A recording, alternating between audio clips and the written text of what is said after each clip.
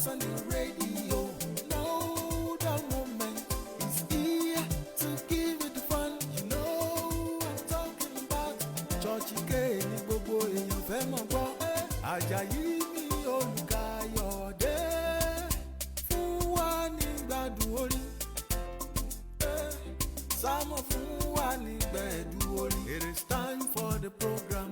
We're gonna have unlimited fun with your best friend on radio. Turn up your radio, everybody. Churchy K, Churchy K, Churchy K. Hey, listen to radio. Churchy K. Your best friend is on the radio. Churchy K, Churchy K. Turn up your radio. Anywhere you are. Don't miss the fun. Listen to your radio. Yes, I'm gonna go anywhere you did. Don't be serious, ó ti dùn jù ó. We're feeling your Churchy K. No doubt moment with you, our radio pilot. Just they carry me, they go for where I dey gbadun myself. While you dey sweet me, Churchy K on the radio. Churchy K, they're sweet boys. Churchy K, Irela Umogbo. Churchy K, everywhere I go. Churchy K, even if I dey for campus. Churchy K, hey go students. Churchy K, hey boys and girls. Churchy K, we the sweet boys I dey feel that yo. Mogbo, and some bobo to Ogba Ife. Churchy K, speak on the radio. What our best friend. You are the pilot on her radio. Sagagbe wa for love. Sound Love Production. Oni mo ti le re ni to mi. Oni mo ti le re ni bi re. Oni mo ti le re ni to mi. Oni mo ti le re ni bi re.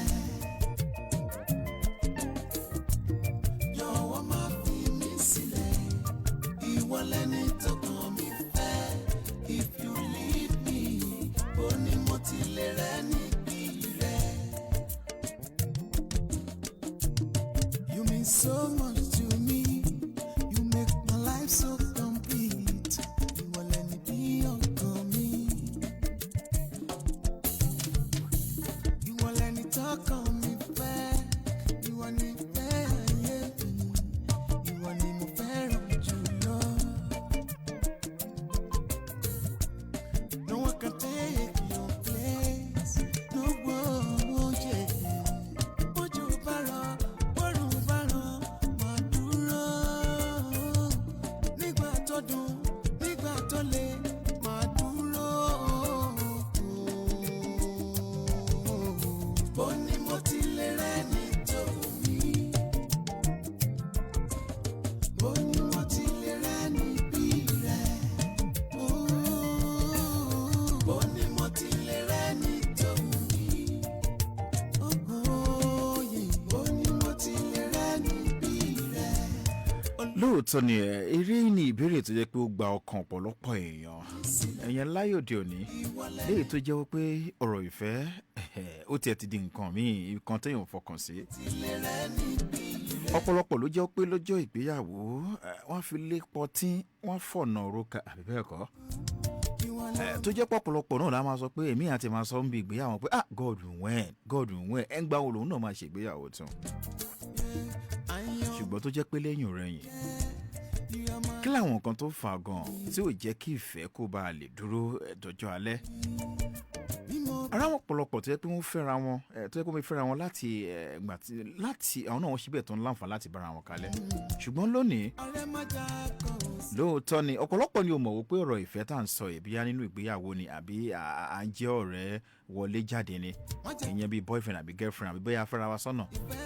Kò sígbà tí àwọn èdè àìyedè ò ní wáyé ṣùgbọ́n ọ̀pọ̀lọpọ̀ wà tó pé èdè àìyedè nǹkan tí ò tó nǹkan báyìí ó máa wáyé èmi àwọn pé á lóun ò ṣe mọ́. Ọ̀rọ̀ àwọn ọkọ àti ìyàwó náà tó fẹ́ra wọn torí pé èdè àìyedè tó jẹ́ pé wọ́n lè parí àwọn míì sì wà tó jẹ́ pé bí wọ́n pé wọ́n ti ń fi ọ̀rọ̀ wọn lọ ẹnì kejì lọ ẹnì kẹta náà ló fà á. Ogba Ife lẹ̀ ń gbọ́ lórí ìkànnì ADAMIMOGO 93.1 FM. ẹ má gbàgbé tó wá láwọn tó ń wò wá lọ́wọ́lọ́wọ́ ẹ lè lọ sórí péèjì ADAMIMOGO kẹ́ máa wò mí live and direct.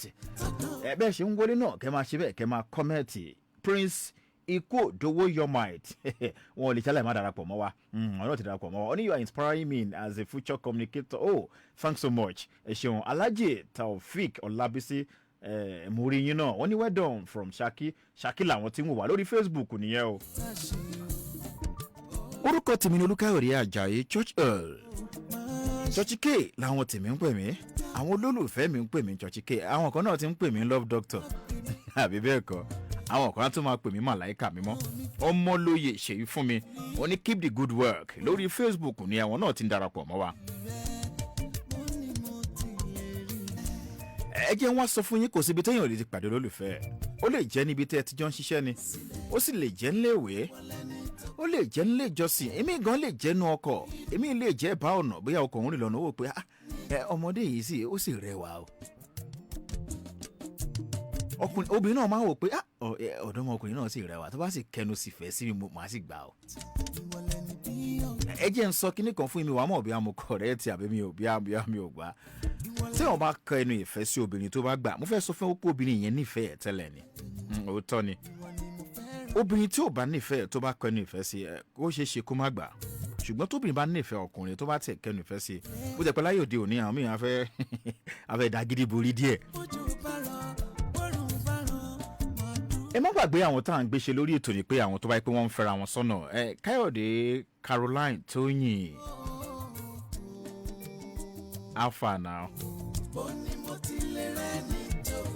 Ṣé ò bínú mọ́? Òun náà ti darapọ̀ mọ́ lórí Facebook bẹ́ẹ̀. Ṣé ò bínú mọ́? Ṣé ó ti gbé kúrò lọ́kàn?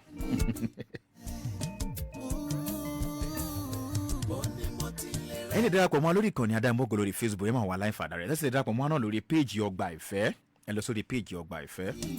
Mo sọ lọ́sẹ̀ tó kọjá pé a fẹ́ fún àwọn èèyàn lẹ́bùn ìyẹn lórí, ṣùgbọ́n mo ṣe ń wò ẹ jẹ́ kí n wò bí a kí n dà di ọ̀sẹ̀ tó ń bọ̀. Ẹ jẹ́ ká wò bí ní ṣe máa rí, torí mo ń wò pé lórí péèjì Ogba Ife gbẹ́n bí comment section yẹn ká ọ̀rá fi bí chat card ká fi síbẹ̀, ṣùgbọ́n ẹ jẹ́ ká wò kó tó máa ṣẹlẹ̀ lọ́sẹ̀ tó ń bọ̀ náà. Gbogbo network tẹ̀ bá ń fẹ́, ṣùgbọ́n ẹ jẹ́ ká fúnlẹ̀ lọ́sẹ̀ ọ̀sẹ̀ tó ń bọ̀. Àti lórí péèjì ti ADAMIMOGO náà, lórí péèjì Ogba Ife àti ti ADAMIMOGO bẹ́ẹ̀ ṣe ń wọlé kẹ́ máa share ẹ sọ fáwọn èèyàn, ẹ sọ fáwọn ọ̀rẹ́ yín pé Ogba Ife ó ṣe bẹ́ẹ̀ àti gorí afẹ́fẹ́ lórí ìkànnì ADAMIMOGO. Ogún bẹ́ẹ̀ ṣe ń wọlé ẹ máa share kìíní, ẹ máa share ẹ sì máa kí mi, ẹ jẹ́ mọ̀ wípé ẹ ṣe bẹ́ẹ̀ ẹ ti wọlé sórí Ogba Ife. Ẹ jẹ́ ń wo àwọn tó wà ń bí èèyàn lórí péèjì ADAMIMOGO ń bí. Ok, ẹ jẹ́ ń wò wọ́n. Mo rí Ọlátínwó Bùkọ́lá, àwọn olólùfẹ́ wa dáadáa, mo máa ń rí àǹtí dáadáa. Babátúndé Ọmọ́tànwá olórúkọ ńlá, ṣé kì í ṣe Ọmọ́tànwá tó ń ṣe sport nìyẹn ní rédíò kan tí ń bẹ ní ìpínlẹ̀ Ondo. Ok, Kẹ́misọ́lá Hamzat Òjó ìyẹn lórí Facebook nìyẹn. Junior White mò ń rí ẹ ó ní well done sir, God will continue to be with you. Ọlátínwó Bùkọ́lá ni ẹ ṣeun.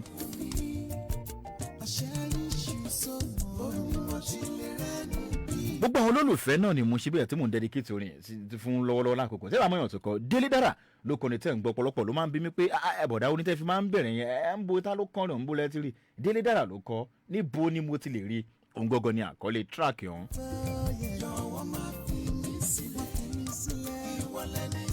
Sùlẹ̀ Àtọ̀láyẹmí wọ́n ní keep up the good work, wọ́n ti darapọ̀ mọ́ wa. Ẹ má gbàgbé bẹ́ẹ̀ ṣe ń wọlé tẹ̀ ń darapọ̀ mọ́ wa, ẹ máa ṣí àkíní ni o. Àwọn tó máa ń darapọ̀ mọ́ wa fún ìgbà àkọ́kọ́ ẹ jẹ́ ń sọ fún yín kí làwọn tá à ń gbé ṣe ìyẹn lórí ètò Ogba Ife. Orí ètò Ogba Ife náà láti máa ń fún yín láǹfààní tó jẹ́ pé máa ń láǹfààní. Ok, ọba orí adé Abẹ́là oní boss kọ́ máa jẹ́ fún wa tí ẹ jẹ́ ká ọkọ̀ ẹ jẹ́ ọkọ̀ bẹ̀rẹ̀ ètò náà. Ok, mo rí Bankole Ọpẹ́yẹmí Mr Governor wọ́n ní well done bro. Ok, Emmanuel ok ọ ti gbé lọ ọkẹ náà ń gbé lọ. Mo rí gbogbo iná bẹ̀ ṣe ń wọlé, mo rí bẹ́ẹ̀ ṣe ń wọlé náà ẹ máa kí mi kẹ́sì máa ṣe bẹ́ẹ̀ kí máa máàkì rẹ́gísítà Jollibee. Ok, mo ń rí yín ìyẹn lórí péèjì ti Ogba Ife nìyẹn. Àwọn tá à ń gbéṣe lórí ètò a máa fi láǹfààní láti fi nọ́mbà olólùfẹ́ yín, bóyá boyfriend yín àbí girlfriend yín ni, bó sì jẹ́ pé èèyàn tó jẹ́ tẹ́ fẹ́ sí ọ̀nà ni.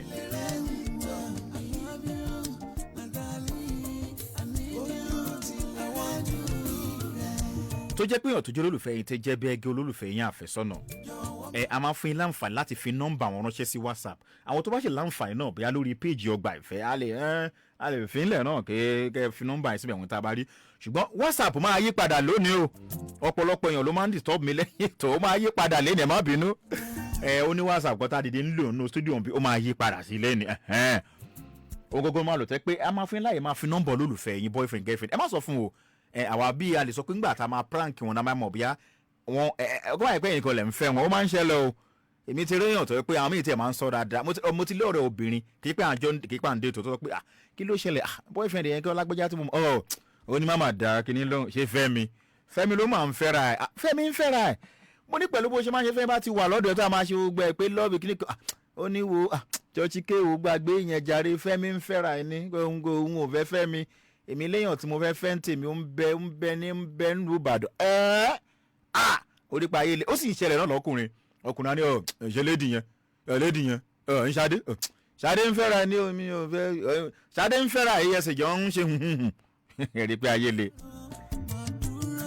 ẹ má gbàgbé pé péèjì ADAMIMOGO bẹ́ẹ̀ ṣe ń tí bẹ́ẹ̀ náà tẹ̀ ń wọlé tẹ̀ ń mark register ẹ máa follow péèjì ọ̀hún kẹsì máa ṣí ní péèjì Ọgbà Ìfẹ́ náà ń kọ́ bẹ́ẹ̀ ṣe ń wọlé tẹ̀ ń mark register ẹ máa follow Evangelist Adédòkun Joy Ọlábísí ó náà I'm always enjoying your program abes wọ́n ní keep up the good work ẹ ṣeun o Ọpẹ́yẹmí Ọláwìyí I'm the first timer ó kẹ́ kú ẹ ṣeun ọ̀gbẹ́ni Ọpẹ́yẹmí Sheriff Adébáyọ̀ wọ́n ní great job bẹ́ẹ̀ ṣe ń wọlé ẹ máa share kẹsì máa mark register gẹ́gẹ́ mo yẹ sọ ẹ lábala kí lórí ètò tẹ́ pé máa fi orúkọ olólùfẹ́ yín àti nọ́mbà olólùfẹ́ yín ẹ máa fi ìṣọwọ́ sí wa ìyẹn lórí WhatsApp ń bí àwa máa mú nọ́mbà olólùfẹ́ a máa pò olólùfẹ́ yín ó ní bá a ṣe máa prank ọ̀la láti mọ̀ bíyá lóòótọ́ àbẹ́ ilẹ̀ ń fẹ́ àbẹ́ ẹnìkan lẹ̀ ń fẹ́ olólùfẹ́ yín àbí ká ti mọ̀ bí orúkọ olólùfẹ́ yín máa dárúkọ yín ẹ má wà pé máa forúkọ tí yín sí o ẹ lè fi ibi tó olólùfẹ́ yín máa ń gbé náà ìlú ibi tó bá wà ẹ mọ̀ lè forúkọ tí ẹ máa fi orúkọ ẹ̀ sí nọ́mbà ẹ̀ ìlú ibi tó ń gbé àti tó bá ṣe ṣe náà kẹ́ fi ọjọ́ ìbí wọn sí ní ìsọ pé àwọn tó ti marry o tó ti marry ẹ̀yẹn ọkọ̀ dùnú mọ́ láwọn tó bá marry ẹ̀ ń fẹ́ ká pé olólùfẹ́ yín specially o máa ń sọ ìyẹn máa pè mí lẹ́yìn ètò tó máa ti mọ̀ ni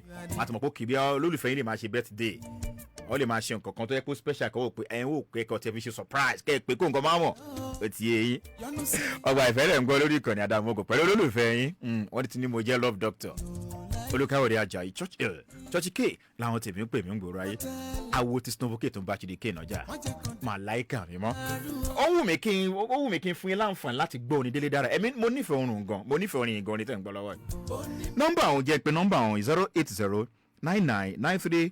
08099931931 ìyẹn nọ́mbà WhatsApp nìyẹn 08099931931 ẹ má kàn tiẹ̀ gbìyànjú láti pè àbí láti flash ó lè má lọ torí pé kí nọ́mbà àwọn orí kọ̀ǹpútà ló wà ẹ̀yẹ nọ́mbà tí mo pè fún yín 08099931931 ní kẹ́ máa ṣe bẹ́ẹ̀ kẹ́ máa fi orúkọ olólùfẹ́ yín àti nọ́mbà olólùfẹ́ yín kẹ́ máa fi ránṣẹ́ ká pè wọ́n àti fẹ́ bẹ̀rẹ̀ iṣẹ́ ni Yorùbá bọ̀ báyìí pé adéèdè iṣẹ́ máa ṣe òní àgbà ọ̀lẹ́ ni ẹ má gbàgbé pé ẹ ṣe ń wọlé o Ọpẹ́ coded wọ́n ní well done ọmọlò ìṣe fún wọn ní good evening sir my name is ṣe fún please okay mo ti ń rí kò sí wàhálà Òjó Ọlárẹ̀wájú mo ti ń rí yín náà. Number wo again 08099931931 òun náà lè pẹ́ láǹfààní láti máa ṣe bẹ́ẹ̀ láti máa fi nọ́mbà olólùfẹ́ yorùkọ olólùfẹ́ yín tó jẹ́ pé àfẹ́sọ́nà tàbí boyfriend àbí girlfriend yìí tẹ́pẹ́ àwọn á sì máa pè wọ́n lórí ètò àwọn ọmọ ìyá rẹ̀ tó ń fẹ́ yín àbẹ́ nìkan lẹ̀ ń fẹ́ wọn. Ọgbà Ìfẹ́ lẹ̀ ń gbọ́. ẹ jẹ́ fún yín láyè kẹ́sẹ̀ bẹ́ẹ̀ kẹ́ gbádùn Délé Dára yìí díẹ̀ ètò ń tẹ̀ wájú lórí ìkànnì ADAMIMOGO 93.1 FM. You are my destiny. You are the best part of me. Bí mo bá ṣe o, sọ fún mi kí n bẹ̀ ọ́. Yọ́nú sí mi máa bínú. Ọ̀rẹ́ má jà kọ̀ sí o láyé ń bí.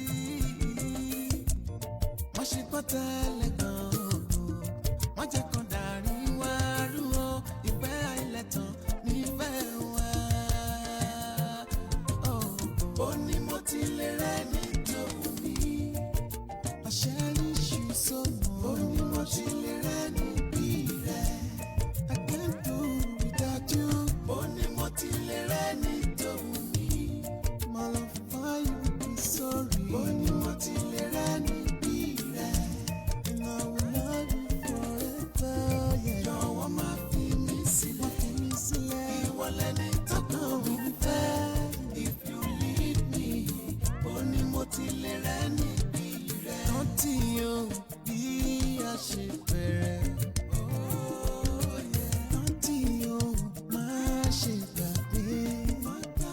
ó ṣe ní láàánú nọ́mbà tá à ń lò tẹ́lẹ̀ lọ́pọ̀lọpọ̀ padà ló ń sẹ́ndì mi ò lọ́pṣọ̀n o gẹ́gẹ́ bí àṣà ilé ìbò àwọn tó bá mọ nọ́mbà tá à ń lò tẹ́lẹ̀ mo rí pé mẹ́sẹ̀jì ti kún bẹ̀ báyìí mẹ́sẹ̀jì ti kún bẹ̀ bí báyìí kò síbi táàlẹ̀ ti pàdé olùfẹ́ wa Samuel Oseni ó ní I love your program Báńkọ́lé Ọpẹ́yẹmí okay ó ní okay you are a prophet okay ó ní mo ti di wòlíì o Ọpẹ́yẹmí Adébánkẹ́ ta ló mọ̀lá well done sir keep the good work okay àdúrà gbè mí ó ní well done sir ẹ ṣe òṣè mo sọ náà pé bẹ́ẹ̀ ṣe ń wọlé ẹ máa kí mi kí máa rí yín bẹ́ẹ̀ ṣe ń wọlé hàn ẹ máa kí mi ká máa kíra wa ẹ máa kí wa ńgbà tí yàn máa kẹrẹ yìí sá àwọn ọ̀nà táyé ọjọ́ ńgbà tá à ń bẹ ní Aribanusi Emmanuel ló wá ṣe ní Churchill you are chill and cool ẹ kú iṣẹ́ okay ayé ńgbà tá a wà ní secondary school àti primary school ẹ tó fi máa mọ̀ bí àwọn wá sílé ìwé òun ni pé èèyàn register ń gbẹ̀yàn tán ẹ̀wọ̀n ẹ̀ ti yé yín àwọn àpò register àpò àgbọ̀ presence Àjàyí Olúkáyọ̀dé presence Òjó Àyìnà presence ẹ bá ti ń gbọ́ nínú sórí ibẹ̀ náà ẹ máa kí mi kí máa mọ̀ pé ẹ ti wà ń bẹ̀.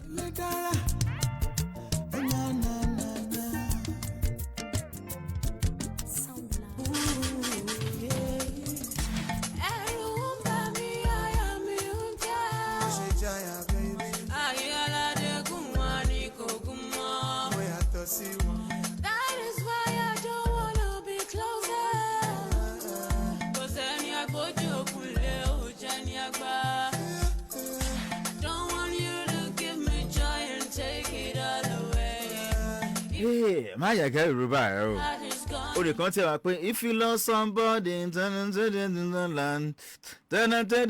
òótọ́ ni o ọba nífẹ̀ẹ́ yàn kan ó mọ̀ bí ẹnu gan nífẹ̀ẹ́ ó ṣe kí n wó ni o ta ló kọrin yẹn ná take Africa China if you love somebody àwọn tó bá nífẹ̀ẹ́ yàn kan èmi máa ń sọ gbòòwò obìnrin kan tó bá nífẹ̀ẹ́ yàn kan ń fún ní green light àbájẹ ń tẹ òun kan lè nífẹ̀ẹ́ ọ̀pọ̀lọpọ̀ ọkùnrin mi wà tẹ́pẹ́ àyẹ̀ máa ń jẹ́ ẹ̀rọ máa ń bà láti bóbìnrin sọ̀rọ̀ ó ń ṣẹlẹ̀ dáadáa. Okay. Oh yeah. The river still overflows. You know how swim it out for. The time, baby. You mean everything to me.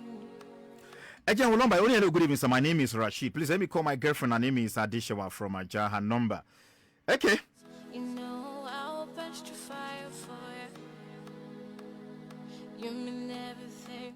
Bọ́dá yìí confuse mi ṣá ẹsẹ̀ nọ́mbà kan ní ọ̀sẹ̀ ọ̀sẹ̀ tó kọjá mo tó kọ́ ka ẹsẹ̀ kọ́ wọn bá ẹni hello good evening my name is Rashid please let me call my girlfriend her name is Janet from Aja her number ẹ jọ̀ọ́ mo wà kò yé mi torí nọ́mbà tẹ fi ránṣẹ́ ń gbà yàtọ̀ sílẹ̀ ṣáwọn náà ni kílẹ̀ korúkọ ṣáwọn náà ni Adéṣẹ́wà ni ẹ bá tó wáyé pa àwọn ẹ bá ẹ wo mi ò kò yé mi ẹ má bínú ẹ tún mẹ́sẹ̀sẹ̀ wọ́n hello good evening sir my name is Rashid nọ́mbà mélòó ni bọ̀dá yìí ń lò báyìí nítorí Ọlọ́run.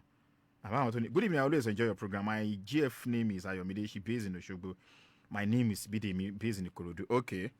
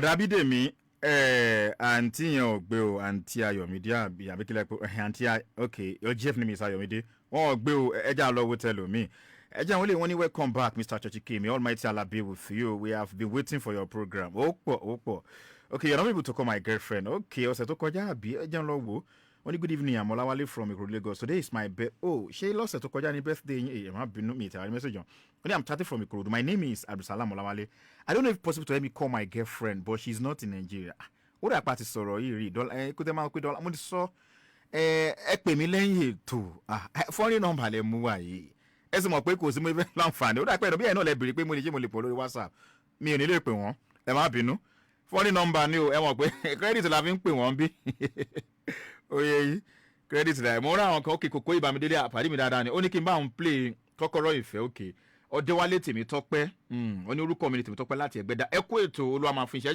ṣeun Ọlọ́run ló ń ṣètò Ọpẹ́yẹmí Ọláwuyè mò ń rí yín náà bẹ́ẹ̀ ṣe ń wọlé náà ẹ máa comment kẹsì máa share ẹ má bínú bọ̀dá ọ̀dọ̀lá bọ̀dá òkè ìyàwó wọn ìdọ́lápọ̀ ẹ tẹ́ bá lè pè mí àbíkẹ́ bá mi sọ̀rọ̀ lẹ́yìn ètò àwọn bá a ṣe máa ṣe síra ẹjọ́ foreign number ni number yẹn ẹ má bínú bó tẹ́ pé mi mọ̀ country tó jẹ́. Good evening, Mr. Churchill. My name is Ariola Oluwatoyin. I'm chatting from Lagos. I want you to help me call my fiancé. His name is Babatunde Akolawole. I want to tell him that I will choose him again if there is next life. For me to choose a partner. On fi number wọn ránṣẹ́. Ẹ jẹ́ àgbìyànjú ẹ̀. Ẹ jẹ́ àgbìyànjú. Ẹ jẹ́ káwọn mo ṣe máa lọ ká ṣe máa gbádùn ẹ̀. The rivers of love overflows. You know how swim it out for the time, baby. You mean everything to me. When the fire of love overburns, you know I'll burst your fire for you. You mean everything to me. You know that I want you. I can't go. I love you. I'll never leave you alone. I'll never leave you alone. Oh, you are legit.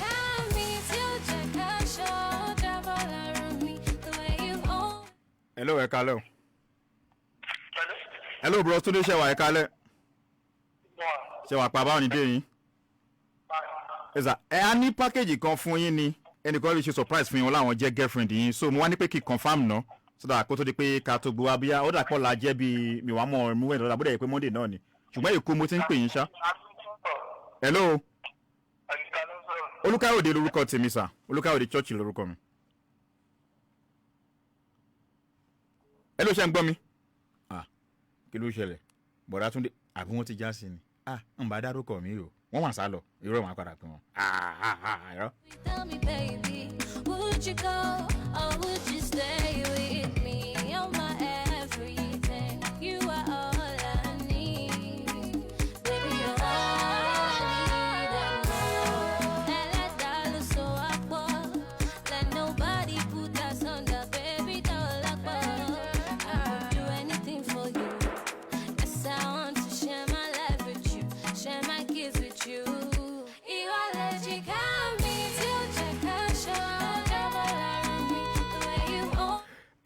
àǹtí wo nìyẹn àǹtí Àríọlá wọn padà gbé kọ́ọ̀lù mọ́ o ìyẹn ti lọ nìyẹn o ẹja gbé mi ọ padà pé wọ́n sọ̀rọ̀ lọ kò yé mi wọ́n drop call mo sì padà pé wọ́n gbé mọ́. My name is Kehinde sir, please let me call my boyfriend, his name is Farouk, living in Ikorodu. Let me tell him I love him so much, I really miss him. Okay ẹja tún gbìyànjú ẹ inú mi ti ẹ̀ dùn báwo obìnrin ló ti ẹ̀ ń fi mẹ́sẹ̀jì ń wọlé rárá. Body put us under, baby, don't like I would do anything for you. Yes, I want to share my life with you, share my kids with you. You are legit, got me till check out show. Double around me, the way you've always been there when I need you the most. Let me, only what I feel inside me, my love. You are legit, got me till check out show. Double around me, the way you've always been there when I need you the most. Let me, only what I feel inside me, my love. You are legit, got me till check out show. Double around me, double around me, double around me. Good evening bros, how you doing? I'm fine, very pleased with you. Okay, this is Mr. Farouk, right? Yes. Okay, my name is Kayode. I'm calling you from Lagos. Okay. Oh, okay, sir. Yes, we have a special package for you from the person said she's your girlfriend. So we want to confirm before we bring the package, probably, I don't know, maybe tomorrow. Are you in Lagos too? I'm in Lagos, very pleased. For my girlfriend. Yes, from your girlfriend. What's her name, guys? No. You tell us, tell us her name so that we'll know maybe we are calling the right person. Although this is the number and we are aware that your name is Farouk. You tell us her name. My name is Farouk. We know. We meet the name of your girlfriend. The name of my girlfriend. Yes, that might probably say we should give you something. I'm sorry, please. That's why I'm asking that. What is her name? Yeah, we wanted to confirm her name before we bring the gift. That's why we are calling, sir. Okay. Yes, her sir. name is Kehinde. Kehinde? Yes. Mr. Farouk. Mr. Farouk. Hello? Mr. Farouk. Sorry, please. I don't know the person's name. Yes, my name is Olukayode Ajayi Church Hill. As a matter of fact, I'm calling you from ADAMIMOGO 93.1 FM. ADAMIMOGO. Yes, in Lagos, yeah. I'm calling you from a radio station. Actually, Kehinde said we should tell you that she loves you so much. Yes, now you are live on radio now. Kehinde, she's listening to you right now. Really? You are live on radio. Uncle Felko, I'm going to intro by you, but I know Kehinde will be very happy now. Kehinde will be very proud of you now. Yeah, thank you very much. Because I also listen to your program as well. Really? I bet you more. Mr. Farouk Jewo. Tell me the truth though. Are you aware that Kehinde? Are you aware that? Although I'm also a broadcaster as well. Okay, that was good. Yes. Oh wow, but that's good. Is this your number? No. But okay, I don't know. Okay, you want to talk to me after the program, right? After the show. Yes. Are you with a barrel there? Oh, don't worry. Don't worry. Let me. I will talk to you. I will talk to you after the probably tomorrow, after church or after my work tomorrow. Thank you very much. You are welcome, Mr. Farouk. You are welcome. You are welcome. I love you too. Thank you, darling. Okay, again, he's listening. Okay. Auntie Kehinde ti jello. Auntie Kehinde jello. Hey, jello.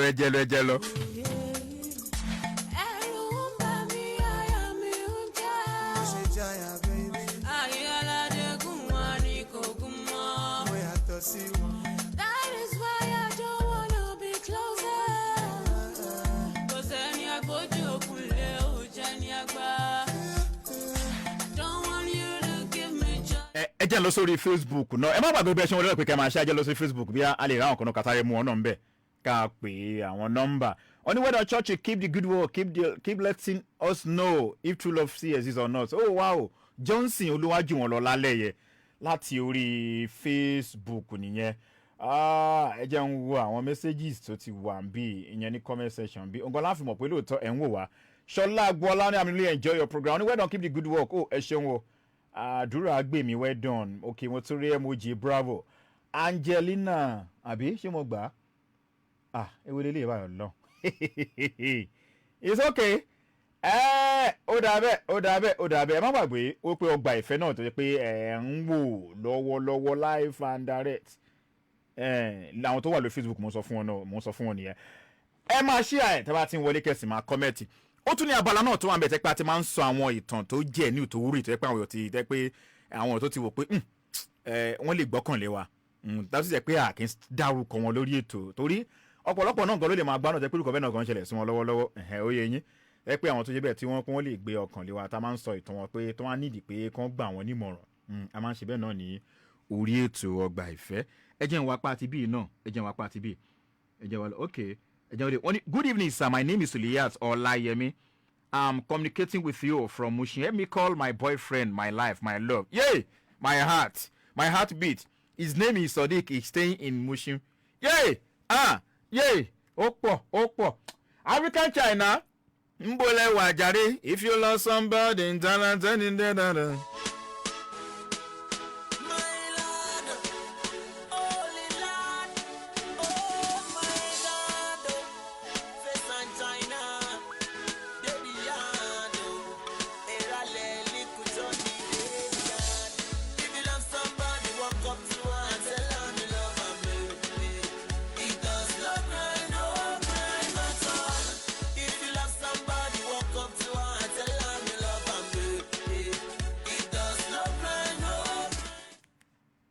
ti ń pè wọ́n. Dear customer, please wait. Your call is. Àǹtí Sùlíyà Tọ́láyẹmí òun ni o. Kò lọ o. Ẹ má bínú. Àbí kí n gbìyànjú ẹ o. Okay. Dear customer. Oh no. Kò lọ ẹ má bínú. Mo ní kí n tẹ̀ try yẹn lára àwọn náà tó ti comment ní page Ogba Ife ni. Ọba Oríadé, only boss I'm waiting, call my girlfriend. Bọ̀dá ilé. Ẹ kọ́, kí ló dé? Ẹ yẹ kí n tẹ̀lé owó ṣe ń wọlé.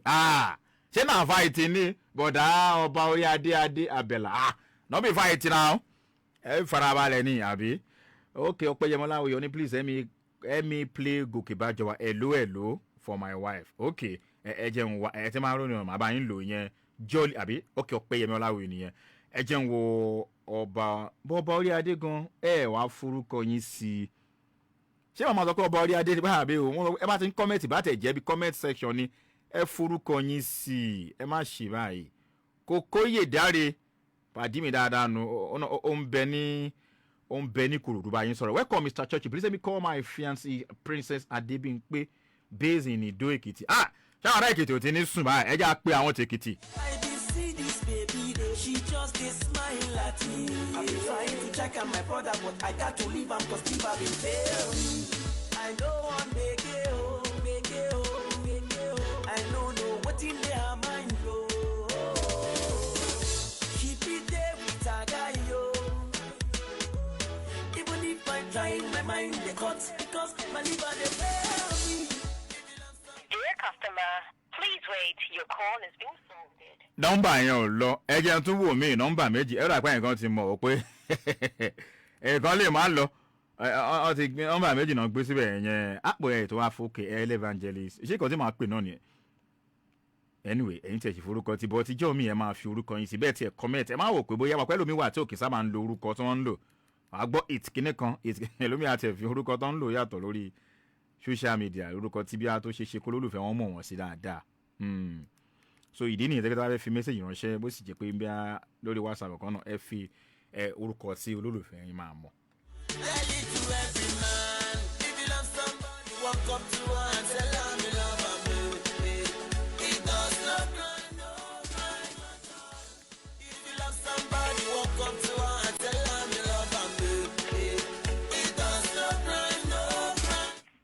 Hello, ẹ kálọ́ Sister Adébímpé.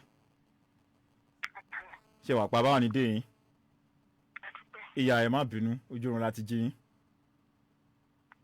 Ẹ má bínú iṣẹ́ ló pọ̀ látàárọ̀ lọ ní pé oníjẹ́ káàdì ti pè yín. Ẹnìkan ló fún wa lẹ́bùn kan tó gbé kó fi ṣe surprise fún yín. So àwọn ò bá ṣe máa dí ìṣẹ̀lẹ̀ àwọn gbogbo àti everything náà ní ká kọ́ pè yín náà sódà ká tó confirm. No, the person say he's your boyfriend. So pé ìyá wọn ló ń jẹ́ ọkọ àfẹ́sọ́nà yín. So we want you to confirm the name too so that we know maybe we are not calling the wrong person. Yeah. Okay. Who do you think the person could be, Sister Adébímpé? Just calling by now. Yes. I'm calling from Lagos. So, in Lagos, we don't sleep early. I'm aware you are in Ekiti. So, I understand. In Lagos, we don't. So. I'm not in Lagos. No, I'm not in Lagos. I know. I said, I'm calling from want to dispatch it now. So, we are trying to just call it now. That's what I'm calling. I don't have a boyfriend. I'm married. I don't have a boyfriend. Really? I'm married woman. Okay. Am I with Princess Adébímpé Grace? Yes. Okay. I want, please, who is Evangelist Adedokun? My husband. Okay. Okay, he based where?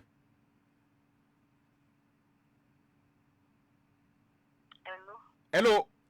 Bono wà lọ́wọ́lọ́wọ́ báyìí. Ìkòròdú. Yes. Ṣùgbọ́n báwọn ṣe sọ bí fiancé àbí kankan làwọn sọ. No, I'm married. I'm married for the past 5 years. Okay, to him? Yes. Okay. Ẹ ṣé. Ẹ jọ̀ọ́ tẹ́ bá ń gbọ́ wáyé kọ̀rọ̀ yìí ẹ yẹ kó máa yé wa dáadáa o. Ẹ yẹ kó máa yé wa dáadáa. Torí kan tó kọ síbi báyìí mo rí báyìí. Wọ́n ní welcome Mr. Church. Please let me call my fiancé. Àbí kọ́tẹ́ sọ nìyẹn àbí ṣé mi ò rí dáadáa ni. Princess Adébímpé Grace based in Ìdó Èkìtì. Mo rí now. Àbí mi call my àbí kọ́tẹ́ fi ṣe ránṣẹ́ nìyẹn ṣùgbọ́n ọ̀rọ̀ yìí ń dàrú mọ́ mi lójú.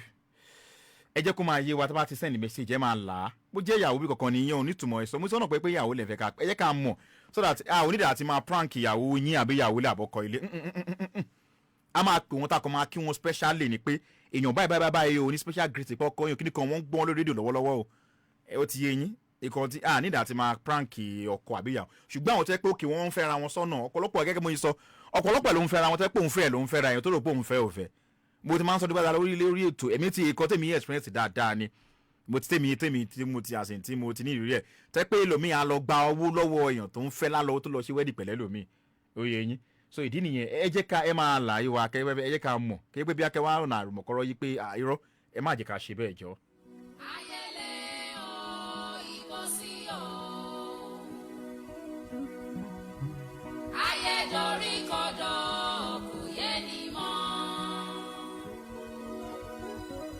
ibo là ń lọ ènìyàn ó sùn nìyẹn ibi sáàpà máa gbà ó kò yẹ nìyàn o.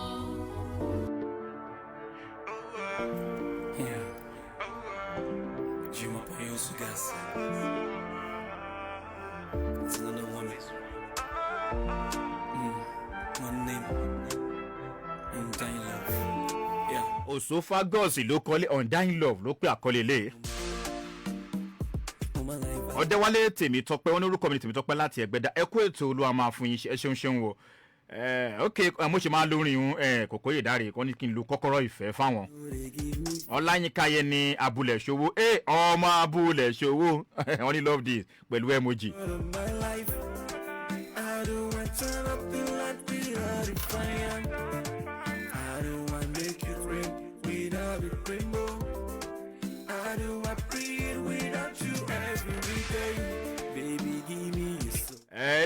Queen Lima, good evening, sir. My name is Feikemi. Please let me call my babe. His name is Olumide. Okay. I go give you my boo. No, they take me for joke. I don't want no drag us to show. I dey try on my breast. Every day I dey think, I dey dream about you first. One day we can make it if you come back. But if you leave me divided, we go for the state till I get that little famous. I don't want to stay alone of my life. I don't want to turn up the light without a fire. I don't want to make you drink without a rainbow. I don't want to breathe without you every day. Baby, give me your soul. I will give you my cool. No, they take me for joke. I go spend tea with you. Baby, give me your soul. I go give you my cool. No, they take. Hello, Mr. Olumide. Hello, Mr. Olumide. Ṣé wàá pa báwọn ní dé yín? Ìsàkúṣẹ́ ni. Kí ló ṣẹlẹ̀? Èmi á padà pè wọ́n. Ó yẹ ká máa gbòòrò tó Fagos yẹn lọ.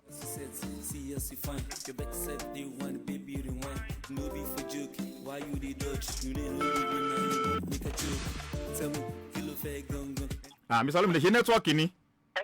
Mo ń gbọ́ yín, mo wà pẹ̀lú yín, Mr. Olumide. Hello, mo ní ìgbà tẹ́ ẹ sì sá lọ, mo ń ṣe nẹ́tíwọ́ọ̀kì ni àbẹ́ o. Ok. Bẹ́ẹ̀ orúkọ mi ni Káyọ̀dé. Kí lẹ sọ? Ok. Bẹ́ẹ̀ mo ní special message fún yín láti ọ̀dọ̀ èèyàn kan ní kí n sọ ọ̀kan fún yín ni. Ẹnìyẹn lòun jẹ́ girlfriend yín ó sì lòun nífẹ̀ẹ́ yín gan ó ní kò sóhun kóhun tó máa ya ẹ̀yin méjèèjì. Nǹkan tó sọ nìyẹn. So Mr. Olumide mo ń gbọ́ yín. Ok. Ó ní kí n sọ fún yín ni pé òun nífẹ̀ẹ́ yín o pé kò dẹ̀ sóhun kóhun tó máa ya ẹ̀yin méjèèjì. Ó sì ní kí n pè kí n sọ fún yín pé so tálẹ̀ yín rò pé ó lè jẹ́ tó lè ní ká pè yín specially torí pé ibi tẹ́ wà lọ́kàn ẹ̀. Kí lẹ sọ? Alima. Kí lẹ pè? Ok Alima àti kí lẹ tún pè? Kẹ́mi. Ok àwọn náà ló ń jẹ́ Fèyí Kẹ́mi. Mr. Olumide ṣé wọ́n ti sọ fún pé èèyàn kan máa pè yín lé ní ẹ jẹ́wọ́ ẹ má pààrọ̀ ẹ̀sọ́ tó tọ̀tọ̀ lọ́hùn. Torí bẹ́ẹ̀ ṣe wà ẹ wà lórí rédíò live and direct lórí rédíò Adamimogo 93.1 FM live and direct fi kẹ́mi náà sì ń gbọ́ yín lọ́wọ́lọ́wọ́. Ó túmọ̀ sí pé ó nífẹ̀ẹ́ yín so tá a bá ti ṣe tán bẹ́ẹ̀ kẹ́ ṣe bẹ́ẹ̀ kẹ́ pé kì í fẹ́. Òun náà ó ń gbọ́ yín bẹ́ẹ̀ òun náà ń gbọ́ yín ìwọ̀n pa máa gbọ́ yín live and direct bẹ́ẹ̀. Ó dà bẹ́ẹ̀ òun náà gbọ́ yín. Ẹ ṣé o Mr. Olumide ẹ ṣé o ẹ ṣé.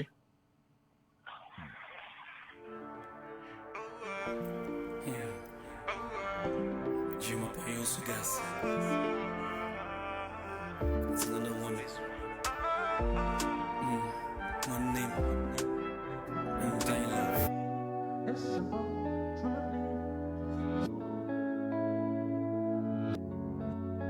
Ẹ jẹun wele. Wọ́n ní good evening sir, I'm Shola by name. My fiancé name is Enola. She's staying in Ogba Lagos. Okay, ẹ jẹun pé olólùfẹ́ wọn. Love somebody. Rotimi ló kọ ilé. When will you stop standing in your own way? Yeah. I'm your bridge over trouble. The road you're taking only leads you to pain. Oh, sometimes it's hard to see just how simple it is until you love somebody like 1, 2, 3. Trust me, you haven't lived until you love somebody. It could be, it's simple, truly. So keep going until you love somebody. Àǹtí àbí okay àbọ̀dá Ṣọlá ẹ ti gbọ́ bẹ́ẹ̀ nọ́mbà yẹn náà ò lọ ẹ jẹ́ ń wọlé WhatsApp nbí. My beautiful lover, your happiness is right in your face. Like the sun over water, I guarantee that we will shine every day. Yeah. Àǹtí àbí ṣé bọ̀dá dàbá àǹtí ni wọ́n okay Adéjùmọ̀ ààrẹ wọ́n ní chechi kéèna kí ni mo ṣe báyìí. Good evening, I'm enjoy your program. Okay, Ayọ̀mídé. Okay, mo rí wọn lórí Bashua Abiola Olúwapẹ̀lúmi wọ́n ní Church Hill ẹ ṣeun o. Sometimes it's hard to see just how simple it is until you love somebody like 1, 2, 3. Trust me, you haven't lived until you love somebody. It could be, it's simple, truly. Mo rí yín o mo rí Ismaila Adebayo Bello. Please kindly let me call my girlfriend that I love him. Please, whatever is happening now, that is okay. Now that God is in control, okay. Shola, mo ti pe o number olólùfẹ́ yín o lọ mo ti ní bẹ̀bẹ̀. Good evening, sir. I want you to help me prank my GF. I want to know how much she love me. Her name is. Okay. 1, 2, 3. Trust me, you haven't lived until you love somebody. Yeah, let's go. I deal with make you come. All my life, I don't beg you till I get a little sun. Pico, if you leave me like this, see, I feel that you have to please, cause you know they give me space. Ejan Willie, good evening, Mr. Churchill. Good evening, Mr. Churchill. My name is Olabisi Business Group. Please let me call my. Okay, I want to move to Lekki. You know, I want to move to Lekki. What the point of Lekki? Come here, to go on. Pay it, marry, pay it, found. Hello, good evening. My name is Rashid. Let me call my girlfriend. Her name is. Je message mo sọ lẹ́kàn ilé pé ẹ sọ̀kan ní ṣé bí ọ̀sẹ̀ tó kẹ́yìn náà ni. Okay, good evening, sir. My name is Rashid. Please let me call my girlfriend. Her name is Janet. Okay, from my jar number. Okay. I will give you my true. No, they take me for true. I don't want to that gas to show. I try on my best. Every day I think I dream about you first. One day we can make it if you come back. But if you leave me divided, we go for the state till I get that little famous. I don't want to stay alone in my life. Please wait, your call is being forwarded. Jẹ́ ń gbọ́ báwọn. bọ̀dá Rashidi ẹ ń gbọ́ pé please wait ni ń wí ẹ gbọ́ wọn tí ń wí báwọn kòkó yè dáre ẹ jẹ́ ń play kọ́kọ́rọ́ ìfẹ́ o.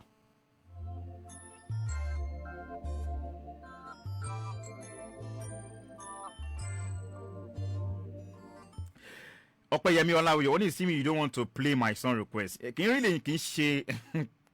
í ṣe program àti request orin ni ṣùgbọ́n tí n bá ní ibi tíṣẹ́ bá débẹ̀ máa fi òpin tó bá fi orin gẹ́gẹ́ bẹ́ẹ̀ jólólùfẹ́ wa tó ti ní ọ̀la fi wọn àbí èèyàn á lò fún yín ẹ má bínú kì í ṣe bẹ́ẹ̀ ẹ ti mọ̀ á ní pé nọ́mbà lẹ fi wọlé báyìí ká pé olólùfẹ́ yín ká ń dán wò bí bàtà fẹ́ prank wọn ká mọ̀ bí wọ́n nífẹ̀ẹ́ yín ẹ̀ ti yóò yẹn.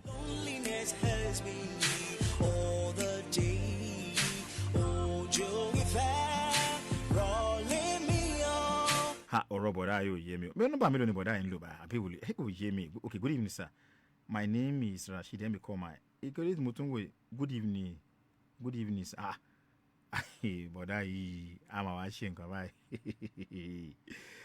My name is Olawaju from Ekiti State. I live in Lagos, Ikorodu, based in Ghana. My fiancé name is Opeyemi Becky, but I call her Yomi. Her number is, please, I want you to play her. Please, I wouldn't like to miss this program. In case I'm not in the country, how can I connect? Lórí Facebook. Okay, Ghana lewa iwa Nigeria loba. Lórí Facebook, ADAMIMOGO gbogbo ọjọ́ Saturday báyìí. Ẹ lè connect wa. Even our radio one our radio garden. Bó sì jẹ́ lórí page Ogba Ife ni. Ẹ máa tẹ̀lé page ADAMIMOGO. Kẹ́ ẹ máa follow. Bó sì jẹ́ page Ogba Ife náà ni ẹ lọ sórí Facebook máa rí Ogba Ife. Ẹ máa follow. So tá bá ti fi kankan síbẹ̀. Bó tẹ̀ pé àtàwọn content kan tá bá ti ń jù tó ní ṣe pẹ̀lú ọ̀rọ̀ ìfẹ́ gbogbo ẹ̀ tẹ́ pé à ń jù sórí àwọn page pàápàá jùlọ t'Ogba Ife lẹ́ẹ̀kọ̀kan. Ẹ máa rí nọ́mbẹ̀ ẹ sì máa follow gbàdá náà. Ẹ máa rí wa lórí page ADAMIMOGO àti lórí radio garden àti lórí àwọn ibikíbi tó pọ̀ tá a wà náà ẹ lè gbọ́ wa tẹ́ bá sí lórí Nàìjíríà. Yorùbá yẹ kí n pe nọ́mbà èèyàn olólùfẹ́ bọ̀dá yìí tó jẹ́ pé wọ́n láwọn pé Ghana làwọn base ṣùgbọ́n bó tẹ̀ pé bí Ìkòròdú làwọn gbé ṣùgbọ́n ní kí n pe olólùfẹ́ àwọn tó wà ní olólùfẹ́ àwọn wa. Okay, my name is Olawaju. I'm from Ekiti State. I live in Ikorodu, based in Ghana. My fiancé name is Opeyemi Becky. I call her Yomi. Her number is okay. I will go many miles anywhere there for you, girl. I will lie. Said you will be my baby, 'cause I'm your honey. You're my wife one day. See, I'm loving the things you do. I'm loving it, loving it, loving the things you do. I'm loving it, baby. Hello, Shewa, sister Ope. Shewa, Papa ni dey. Ìzàkúṣẹ́ ni. Pápápá mo níṣẹ́ kan fẹ́ jẹ́ fún yín ní jàre. Ẹyọkan ló fẹ́ fún yín ní ẹ̀bùn kan specially. So wọ́n láwọn jẹ́ boyfriend yín pé wọ́n fi ṣe surprise ni. So wọ́n sì ní ká pè yín. So a busy látàárọ̀ ni àwa ń ṣe compilation náà ló jẹ́ ká pè yín wọ́n ká ti pè látọ̀sán. So torí títí ọ̀la sí Monday a bẹ̀rẹ̀ sí dispatch àwọn goods rẹ̀ jáde. Káyọ̀dé lórúkọ tèmi. Bẹ́ẹ̀ so a ní ká pè yín ká confam náà ká tó mọ̀ ká mọ̀ bóyá kì í ṣe wrong person ni a fẹ́ fún lẹ́bùn. Kí lórúkọ èèyàn tẹ́ mọ̀ tó lè jẹ́ boyfriend tó lè nìkan fún yín lẹ́bùn? Ọláyíwájú kí ni?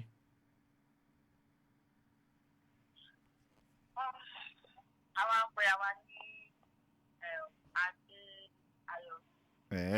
Ọmọ bo ni wọ́n? Ó ń gbé lẹ́kọ̀ọ́. Ok, ṣùgbọ́n ọmọ ìpínlẹ̀ wo ni wọ́n? Inú ẹ̀mí ni rántí mo máa ń gbà. Ok, bó lẹ́yìn ń gbé àǹtí Opeyemi Becky? Ìgbé Àkúrẹ́. Ẹni? Mo ń gbé ní Àkúrẹ́ sí. Àkúrẹ́? Àkúrẹ́ lè wà lọ́wọ́lọ́wọ́ báyìí? Bẹ́ẹ̀. Ìgbà wo lẹ gbúròó Mr. Ọláyíwájú kẹ́yìn? Ṣé ní bó ṣe pè mí àbí? Bó ṣe pè mí lẹ́yìn. Àǹtí Becky. Ṣé wọ́n sọ̀rọ̀ kan fún yín ni? Wọ́n sọ̀rọ̀ kan fún yín ni? Rárá o. Ṣé ẹ mọ̀ pé wà lórí rédíò live and direct mo ṣe ń bá mi sọ̀rọ̀ iṣẹ́ mọ̀ ṣá? Ẹ jẹ́wọ́ ẹ sọ tòótọ́. Rárá mi ìmọ̀. Mi ìmọ̀ bẹ́ẹ̀. Serious o, ẹ jẹ́wọ́. Mi ìmọ̀ o. Mr. Ọláyíwájú òun ló ní ká pè yín. Wọ́n ní orúkọ yín jẹ́ Opeyemi Becky. Wọ́n ní àwọn máa ń pè yín ní Ayọ̀mí. Wọ́n ní ká pè yín pé wọ́n láwọn nífẹ̀ẹ́ yín gan-an wípé kò sóhun tó lè yà yín méjèèjì. mo rí pé ń blush bẹ́ẹ̀ inú ọ̀rẹ́ tá bá ti drop kọ́ ọ̀nà inú ẹ̀ lè pè wọ́n pé my darling my love ẹ ṣe o àrọ́wọ́ yín o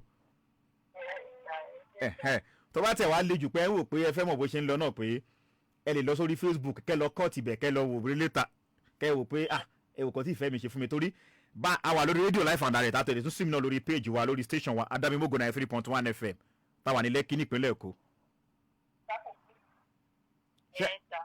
Bó sì jẹ́ page Ọgbà Ìfẹ́ náà orí ètò Ọgbà Ìfẹ́ òun lẹ̀ láti ń pè lọ́wọ́lọ́wọ́ báyìí wọ́n ní kí n play orin kan fún yín ṣùgbọ́n ẹ lè má láǹfààní láti gbọ́ ṣùgbọ́n èmi á play ẹ̀ ń bí wọ́n ní kí n play mo ti rẹ́ni kéèjì mi ẹni bí ọkàn mi ṣe ẹ láìkí orin ọ̀hún. ó pọ̀ ok ẹ ṣe ó dàbọ̀ ẹ lọ pé bọ̀dá alára iwájú bẹ́ẹ̀ kẹ́ ó ti yé yín ẹ ṣe àǹtí Ọpẹ́yẹmí.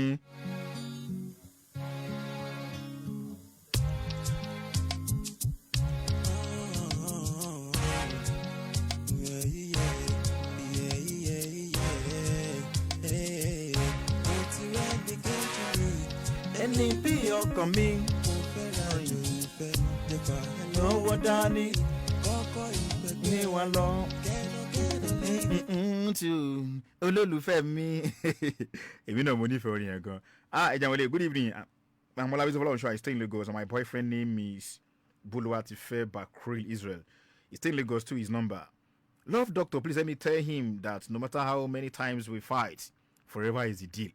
Ó pọ̀ ọlọ́run àjẹ́ kan gbé báyìí orí mi sí àwọn bú báyìí lọ. Ok.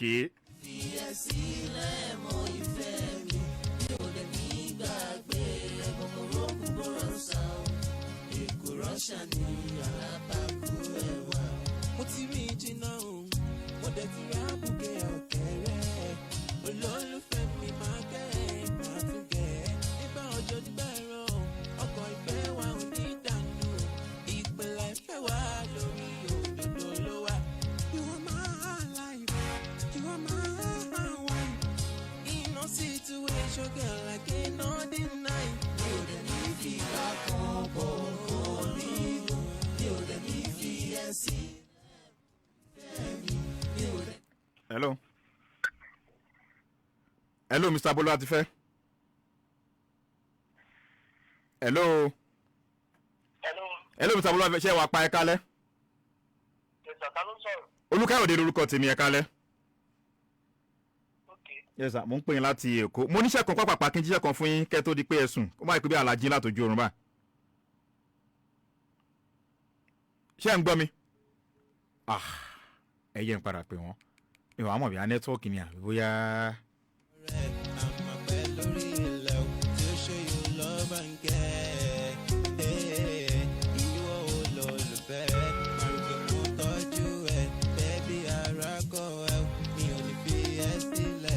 Hello.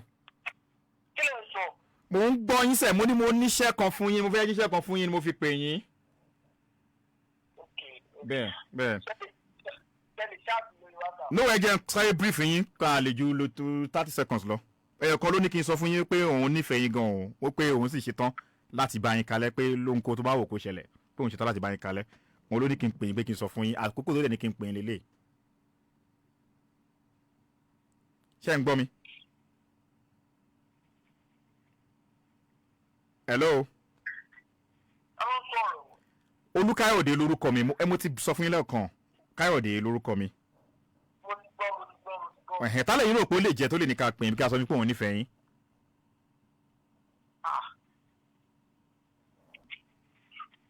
Mo lẹ ti pè.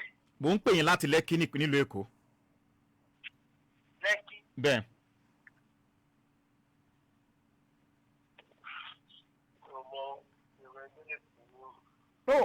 No, bí girlfriend yín ni o àwọn olóníkà pè ní ká sọ wípé òun àwọn nífẹ̀ẹ́ yín wípé kò sóhun kan tó lè yà yín méjèèjì báwọn ṣetán láti bá yín kalẹ̀. Kí ló ń pa yín lẹ́rìn báyìí? Kí ló ń pa bọ̀dá yín lẹ́rìn báyìí? Kí ló ń pa bọ̀dá Ísírẹ́lì lẹ́rìn?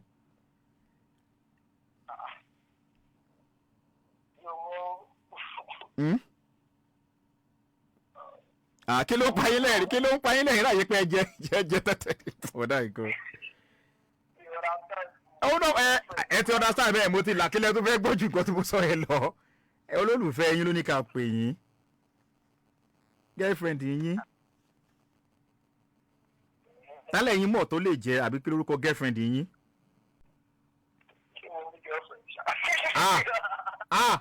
Mi ò gbọ́ ẹ sọ pé ṣá kí lẹ sọ.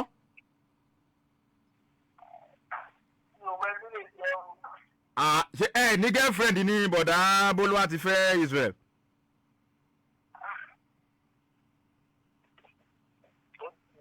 Ẹni ẹkọ dárúkọ lára àwọn tó tẹkọjọ wà ṣá ẹkọ dárúkọ please at least ẹ dárúkọ kan lára wọn náà ẹ má ṣe báyìí.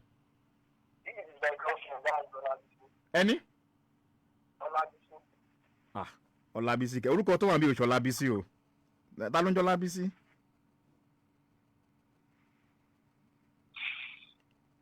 Hello.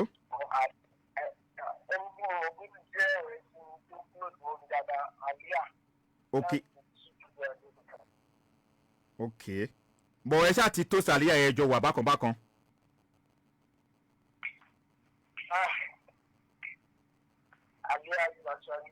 Kí lẹ sọ ẹ sọ̀rọ̀ àbí ṣáàlíyà ló ń gbé súnmọ́ yín ni àbẹ́yìn lẹ ṣáàkùn ẹ ṣì ń láìkí ẹ ṣì ń gbé yẹ̀wò pé. Kí lẹ sọ.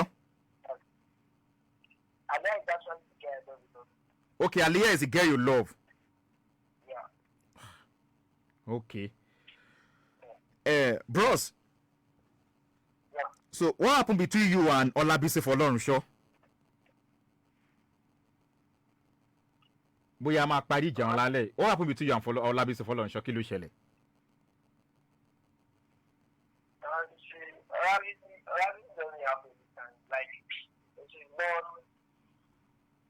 She's not the type of kid that have time, like, something like that. Okay, like she's not the type of girl. I don't know. Okay, let me see. One thing about Olabisi.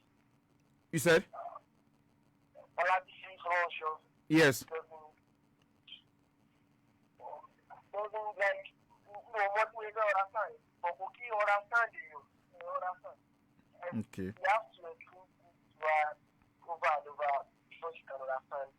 But are you guys still together?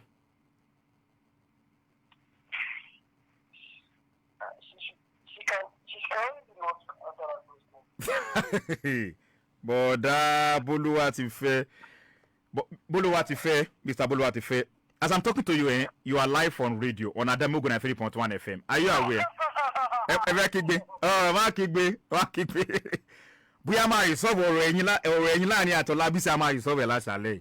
You are on live on Ogba Ife on ADAMIMOGO 93.1 FM in Lekki, Lagos. Oh, Olabisi actually sent a message. Let me read the message for you. Okay, she said, listen to me. He said, good evening, I'm Olabisi, I stay in Lagos. And my boyfriend name is Obuluwadife Bakril Israel. He stay in Lagos too, his number.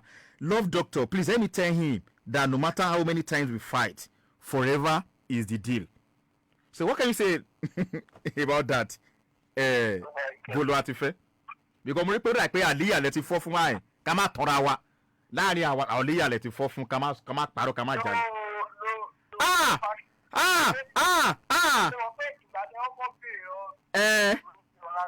Kí ló wáyé kẹ́ ẹ̀yẹ́ ọ̀nà padà? Orin wa ti rí Olúwa ti change yo. Ìlú wa ti yí orin wọn ti tẹ̀ tán. Bọ̀dá Boluwatife. Aliyah is my best friend. Okay, Aliyah is your what? Aliyah is your what? Aliyah is my best friend. Your best friend. But ẹ ti ń fọ́fà Aliyah. Ẹ mọ̀ kọ́ ló ṣẹlẹ̀. Ẹ lọ ẹ pé Ọlábísí bí akẹ́yọ chat báyìí. Ẹ ṣì lè resolve ẹ̀ because mo rí pé Ọlábísí nífẹ̀ẹ́ yín. Serious. Ọlábísí nífẹ̀ẹ́ yín. Wọ́n ẹ ṣì lè pé kẹ́ ó yé yín. Kò séyàn tí ó kì í méjì tó ń fẹ́ra náà understanding di kókó. Ṣùgbọ́n èmi ń rí lọ́kàn yín pé ẹ ti ń fọ́fà Aliyah. Ó dẹ̀ bí ó dẹ̀ láwọn kọ̀ọ̀kan náà tó fẹ́ mọ̀ pé ẹ ti tọ́ra láti ṣàlàyé náà kẹ́lọ́kan. Ṣùgbọ́n mo ṣe ń sọ̀rọ̀ yìí Ọlábísí ń gbọ́ yín live and direct o lórí rédíò. Kẹ́ lọ resolve ẹ̀ ṣé o. Àǹtí Ọlábísí gan send emoji ẹ ṣú ọ̀pẹ́ emoji tẹ́fí rẹ́rìn yẹn pé àbí sticker tẹ́rẹ́rìn yẹn kó dénú yín àbí ẹ̀ ń wú lọ wúbọ̀ lé ní ẹ jẹ́wọ́.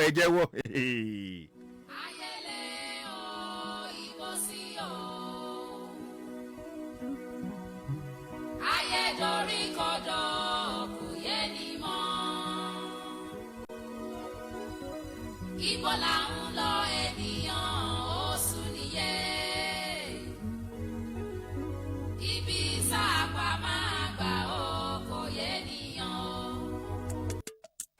mo tún fẹ́ forí yín bẹ̀rẹ̀ ẹ ti gbọ́ bẹ́ẹ̀ láàrin Ọlábísí àti bọ̀dá Abólú bíbí kíní kan bíbí tí wọ́n bá pọ́n máa ṣe wẹ́ẹ̀dì lọ́ba gbọ́ bíbí 2023 bí ayé gbà ó ní fún nǹkan tó ń pè ń bíbí. ẹ wo ẹ ṣáà lọ resolve ẹ mo ní pé bọ̀dá yẹn èmi sì fẹ́ gbọ́n tìrabàyè ké bọ̀dá fọ́fà àlíyà ó ní àlíyà is really the kíní kan wọ́n fòyìnbó ń gbé àlíyà ni wọ́n bọ̀dá ò mọ̀ pé àwọn wà lórí afẹ́fẹ́ wọ́n ti cast. Good evening, K. My name is Pelumi Oluwashola. Please let me call my girlfriend that I love her with my heart. Her name is Folakopeyemi, but I always call her Olurimi. Hey, Olorun, Orimi si an God when. Hey, this brother, Peace Patrick, only this brother. Abika pọ̀ ni brother Bernard. Bó sì jẹ́ Father Bernard ni. Hey, mo ń rí Julius Ọlásùnkànmí, àwọn náà ti darapọ̀ mọ́ wa. Àwọn comrade nu, àwọn comrade láti ayé rẹ̀, wọ́n ti darapọ̀ mọ́ wa, mo ń rí wọn bẹ̀ bá. Mo rí wọn bẹ̀ wọ́n darapọ̀ mọ́ wa. Ayé le o. Yes, ẹ jẹ́ n wo bí kí n wo apá àti bí ní page Adamimogo Mbe. Ismaila Adebayo Bello. Please let me call my girlfriend that I love her. Please, whatever is happening. Okay, ó dà pé mo ti ka message lẹ́kan. Ẹ jẹ́ n jíṣẹ́ wọn. Mo nífẹ̀ẹ́ orin yìí. Dédé dára, ó parí iṣẹ́ sórin yìí.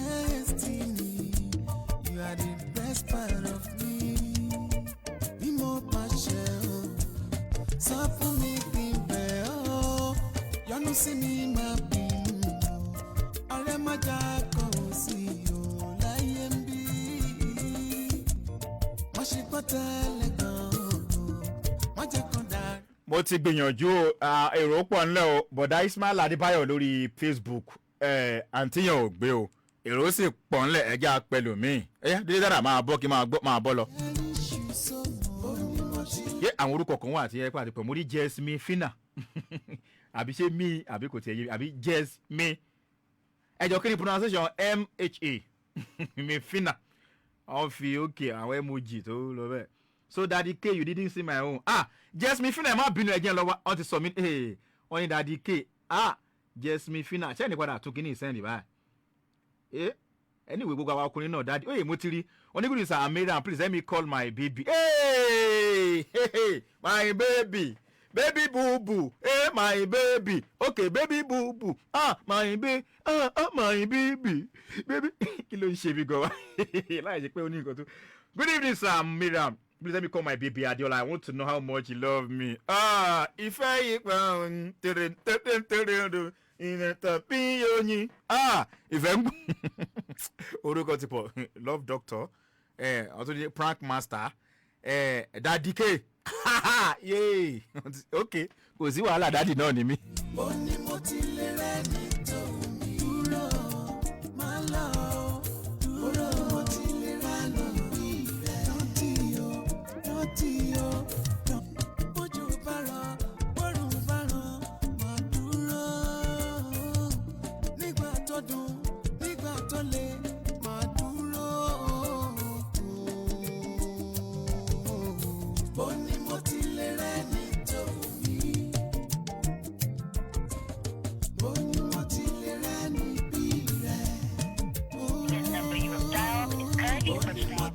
Ń gbọ́ báyìí àǹtí mọ́mí Mariam nọ́mbà tẹ́ni ń pè ní òlọ́ yìí o nọ́mbà tẹ́ni ń pè ní òlọ́ yìí o mo rí mẹ́sẹ̀jì ẹ̀dàrí pàdí mi kòkó yè dáre ok nọ́mbà tẹ́ni ń pè òlọ́ báyìí o kí ni ká ṣe báyìí kí n ṣe àǹtí mọ́mí jẹ́ àbí jésù fínà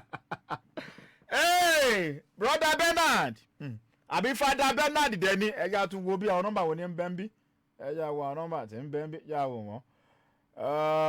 Okay, only good evening sir, I want to help me to prank. Ṣé mo ti wọlé? Okay, Ṣọlá Àgbọ̀lá rà kí mo ti pè é lẹ́ẹ̀kan tí ò làbí.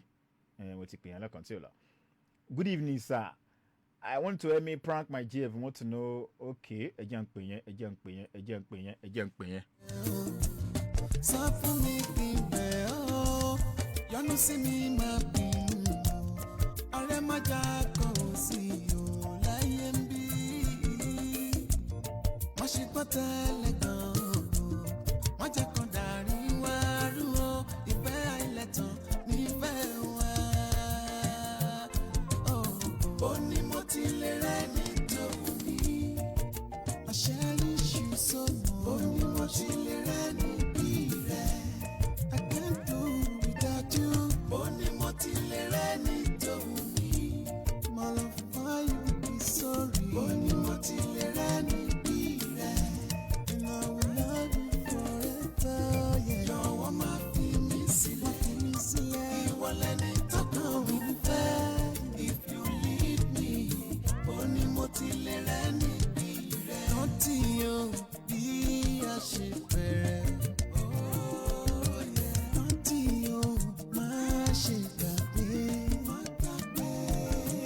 Rántí àwọn ìlérí tá a ṣe o. Rántí o má ṣe gbàgbé. Adébíyì Ṣeun wọ́n ní how can I send you love message? Okay, tẹ́ fẹ́ fi polólùfẹ́ yá àbí? Lórí kò yé mi, Adéníyàn Ṣeun Samuel. Ẹ lè gbé sórí comment section yẹn náà. Ṣùgbọ́n kí tó kò lórí ètò náà mo sì máa pe nọ́mbà tèmi gangan tó jẹ́ pé ẹ lè pè mí sí. Pàápàá jùlọ àwọn tó bá ní ìtàn kan tó yẹ pé ń gbé wọn lọ́kàn tí wọ́n fẹ́ sọ tó sì fẹ́ ká bá ń gbé sọ ẹ̀fẹ́ àbí mi tẹ rò pé òkè tọkọlọ náà bá máa gbé láti gbà níyànjú káàtẹ̀ tó gbé wá sórí afẹ́fẹ́ àbí tó bá sì láwọn tí pé ó ní í ṣe kí yẹ̀ ó rí ìfà ó mọ̀ pé ó ṣe é ṣe. Àwọn kan míì wà jẹ́ pé ìfẹ́ lè dà ìfẹ́ ti gbẹ́ lómi dé ilé ìwòsàn rí o mọ̀ pẹ́ lómi wà jẹ́ pé torí ọ̀rọ̀ ìfẹ́ tó ti gbé nǹkan jẹ ó ń ṣẹlẹ̀ dáadáa pé pé kan tí ìfẹ́ fojú ẹ̀rí ẹlòmíì sì wà pé lọ́wọ́ tó wà èkó tiẹ̀ ṣetán láti nífẹ̀ẹ́ mọ́ kí ló fà á torí ìfẹ́ wọn á nífẹ̀ẹ́ gbéyàn tìrabàyè ìfẹ́ ti gbé ẹ̀yẹ gbogbo wọn tìrabàyè ẹ jẹ́ ń jíṣẹ́ bọ̀dá yìí ìyẹn bọ̀dá Solomon Ọ̀jẹ̀wùmí tó ní kí n pe olólùfẹ́ àwọn lórí Facebook wọn ti fi mẹ́sàgì bẹ́ẹ̀ lórí péjì ADAMIMOGO. Ó ní mo ti lè rẹ́ níbí rẹ̀. Ìwà ló máa yẹ mí gún, ìwà ló máa yẹ mí dùn, ìwọ nífẹ̀ẹ́ ọkàn mi. Àyànmọ́ mi ló jẹ́, you are my destiny, you are the best part of me. Bí mo bá ṣe o, sọ fún mi kí n bẹ̀ ọ́, yọ́nú sí mi máa. Bọ̀dá Solomon Ọ̀jẹ̀wùmí kò níyàn kò lọ. Emmanuel J. Melody, only good evening, sir. Kudos to you for the job well done. God Almighty will bless you and you too, sir. You know your okay. I'm Jonathan from Ibafo. Please let me call my girlfriend, Suleiman Adiola. Okay, that I love her so much from the. Okay, my teacher.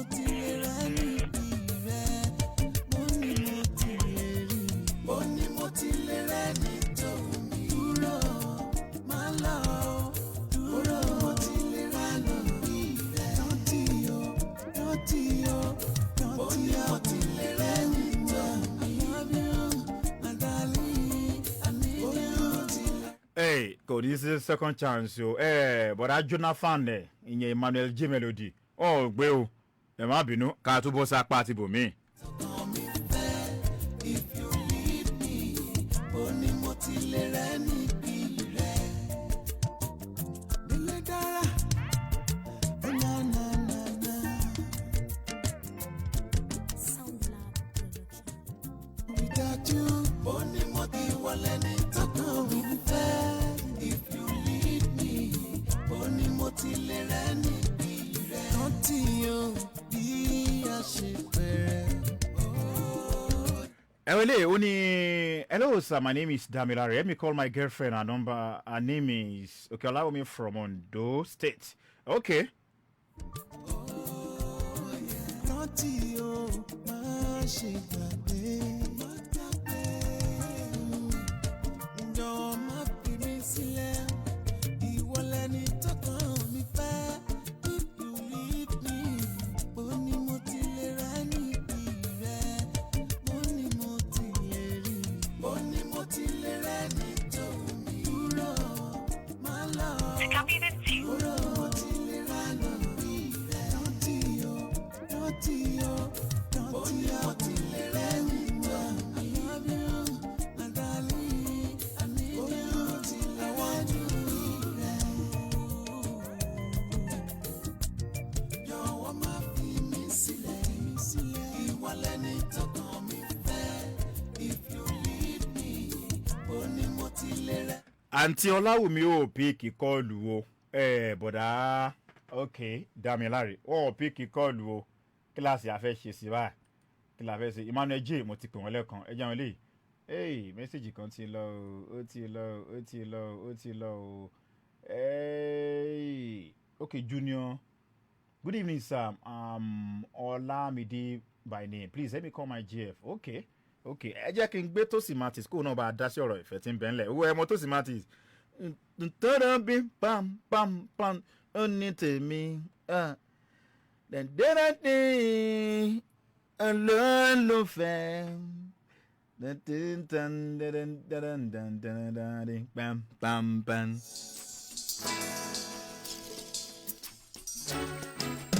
Olóò mi, ó ní tèmi, ọ̀rẹ́ mi. Olólùfẹ́. Ṣùgbọ́n Ṣàlàdà ní ẹjẹ́ tó wọ eléyìí. Okay, Junior White, only good. Okay, Olamide náà porúkọ ara tó wà láwọn jẹ́ Junior White àbí kí náà ti pè kí náà pè ẹjẹ́ ń jíṣẹ́ ìyẹn lórí péjì lórí Facebook nìyẹn. Okay, okay. Mo ti ń táìpù nọ́mbà wọn. Okay. wà sóúnjẹ yà wá.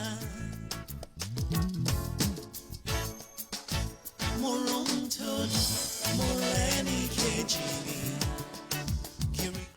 Nọ́mbà tẹ́ fún mi ò lọ àbí àbá àlà ṣe mistake jẹ́ ìwò dáadáa. Okay. Okay. Oh no ni. Ẹ jẹ́ wo nọ́mbà kẹtọ́ àbẹ̀. Only my name is Opeyemi. It's my wife's birthday tomorrow. Please wish her well for me. She's listening to your program right now. Her name is Folashade. Oh, Mr. Ademola Opeyemi. Wọ́n ló lólùfẹ́ àwọn àti wà lẹ́ni àbí kò yé mi. Ṣé èní mo rí pé 3 minutes ago lẹ fi message ránṣẹ́ kò wá yé mi. Ṣé ti èní àbí ọ̀la? Anyway, inú oṣù náà ṣá ni. Happy birthday to Mrs. Folashade. Long life and prosperity. Ìgbádùn ọdún kan ni o. Ọkọ yín àwọn olóníkà kí n tẹ́ pọ́jọ́ lólùfẹ́ tí wọ́n lè ń gbọ́ wa lọ́wọ́lọ́wọ́ báyìí. Akorede DC, only please let me call my bestie that available. I want to date. Hey, agent try wo. Eja wo be a bestie wa gba. Ọlọ́run jẹ́ kí Ọlọ́run ní yẹ kí be so. Okay. Her name is Akorede Ifemide. As le ma ṣe náà lórí ètò. Àdì so lomi lè wò pé èèyàn tó lè pè sórí ètò ẹni máa nífẹ̀ẹ́ òun. Ó sì ó tọ́ sí ni. Kí ó tó lè nìkan pé olólùfẹ́ ò sórí kò ní kó pè yàn sórí ètò pọ̀ mọ̀ pé ó nífẹ̀ẹ́ inú náà ni ẹ̀ wò pé òun sì nífẹ̀ẹ́ ni. Àbí bẹ́ẹ̀ kọ́. Nbo ni ká tún yà sí gan, nbo ni ká yà sí, àbí ká ṣe máa lo délé dára ń lọ ni, a máa lò ó lọ bẹ́ẹ̀. Sound Lab Production. Ó ní mo ti lè rẹ́ ní tòmí. Ó ní mo ti lè rẹ́ ní bí rẹ̀. Ó ní mo ti lè rẹ́ ní tòmí.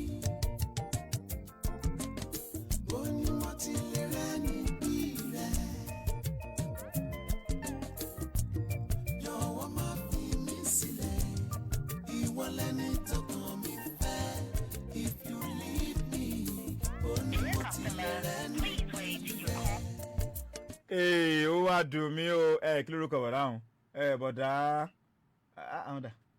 bọ̀dá Kórèdé ìfẹ́ mi dé nọ́mbà òun ò lọ o ó dẹ̀ dùn mí ṣá sorry. Good evening, sir. My name is Moses Adeyemo from Ìṣẹ̀rí, Lagos. Let me call my beautiful girlfriend. Ẹ jẹ́ tún wá pa àti bí. Ẹ jẹ́ wo ti bí. Good evening, sir. Can you help me call my brother? He is a good doctor and he cares about my health more. Down me, self, Dr. Shola. God bless you. Okay, Janwo. More understand. Ele be special message ni. Because ma ṣe tó bá fẹ́ ní special message leyan tẹ́ pé en fẹ́ kí wọ́n pè. Tẹ́ en fẹ́ kí wọ́n mọ̀ pé kí wọ́n pè sórí afẹ́fẹ́. Mo dà pé man sọ dáadáa. Ẹ ti máa sọ yẹn fún mi ká tó wá sí orí ètò. Ó yé yín. Ẹ ti máa sọ fún mi, ẹ ti sọ fún mi ma ti á ti mọ̀ pé ma keto tó tán. Mo máa pe yẹn aago ìléwọ́ tèmi. Ẹ ti sọ fún mi pé lágbájá bàbá yo. Ó lè jẹ́ ìyá yín, ó lè jẹ́ gbọ́n yín. Ó lè ní kan tó ń celebrate gan specially. Ìyẹn message yẹn mi á ti mọ̀ tẹ́lẹ̀. Màá ti mọ̀ tẹ́ pé ẹ ti bá mi sọ tí màá ti mọ̀ kókè lágbájá bàbá la fẹ́ pè á ti mọ̀ pé a fẹ́ pè wọ́n yẹn pé ìyẹn yá àmọ̀ pé lóòótọ́ ọ̀rọ̀ ìfẹ́ la fi ràn wá lórí ètò ṣùgbọ́n ìyẹn á ti mọ̀ pé bí special message nìyẹn máa jẹ́ ẹ má bínú bí òun lè jíṣẹ́ yẹn ṣùgbọ́n mo rí message yín mo dúpẹ́ jìmọ̀ lórí page Ogba Ife. Jasmine Fina ẹ ṣáà ń da message ọ̀hún bò mí ó ní good sir please let me call my baby Adeola I want to know ṣé àwọn kan mo pè lẹ́kọ̀ọ́ abẹ́ tí wàá ẹ ti change number ni mo rí kódà pé ilẹ̀ ń da message ọ̀hún ń bò. Only you don't read my message. Jolly B. Ó yẹ kẹ́ mọ̀ pé mi ò lè mọ̀mọ́ ignore message. Nígbà tí n ṣe pé bóyá àdéjà àti tẹ́lẹ̀ àríwá o. Message bí ilé ti fò kí n má rí. Ẹ jẹ́ ń wú lọ òkè òun náà. Bóyá màá rí message Jolly B ọ̀hún. Ẹ jẹ́ ń wò. Kílẹ̀ sọ, only please play me Dúró by Qdot. Mo ti sọ fún yín, ṣé kọ́tẹ́ ni mi ò kà nìyẹn? Kì í ṣe pé request, kì í ṣe request that ń play orin. Okay, Jolly B, only good morning, sir. Okay, I'm just like, let me okay, let me see. Ẹ ṣáà ní kí n pe partner. Let me greet my partner. Olutunda Samuel. Tell him I love him so much. But kò wá yé mi. Mi ò mọ̀ bí a boyfriend ni àbí girlfriend. Ṣùgbọ́n màá jíṣẹ́ ẹ̀yìn.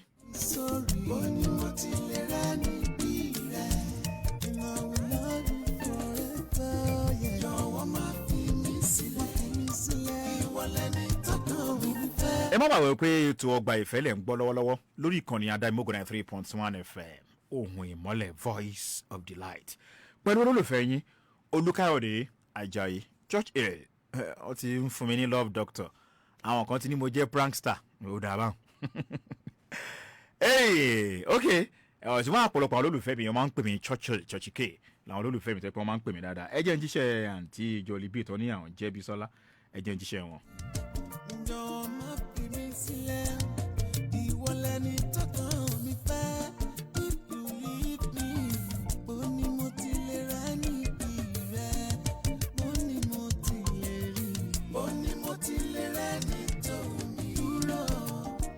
Ẹ má wà pé bí ẹ ṣe ń darapọ̀ mọ́ wa tẹ́ ń kọ́mẹ̀tì náà ẹ máa ṣí à.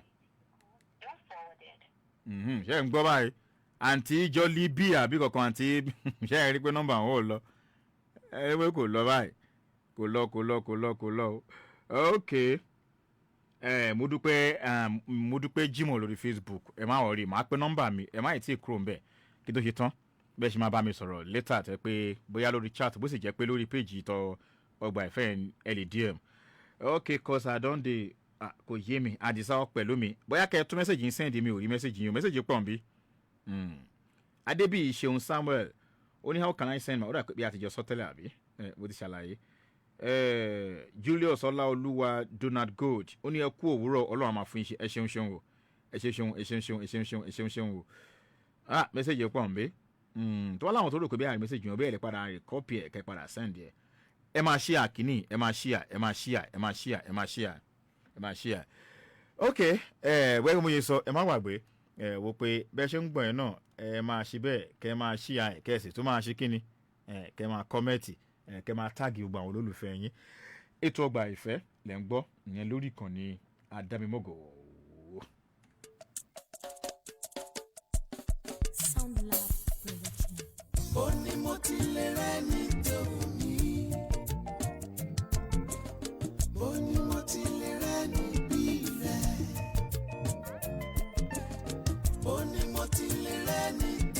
Okay, Àdìsá pẹ̀lú mi wọ́n ní good evening Daddy K àfi Daddy K òun náà ọwọ́ tuntun lórúkọ báyìí Daddy K kò sí wàhálà màá àdè mọ́ra orúkọ mi. My name is Pelumi Oluwashola. Please let me call my girlfriend that I love her with all my heart. Okay. It's I love her with all my heart. Her name is Folake Opeyemi, but I always call her Olorimi. Her number. Okay, Ejanjishe. Okay. Wọ́n ní okay mo rí message yín. Ẹ lè DM page yẹn. DM mo rí. Wọ́n ní please number I need to greet him on here on his birthday on 13th. Kò sí wàhálà. A máa sọ̀rọ̀. Ìwọ ni mo fẹ́ràn jùlọ. No one can take your place. No one, yeah. Ojú bá rọ̀, bọ́rùn bá rọ̀, máa dúró. Nígbà tó dùn, nígbà tó le, máa dúró.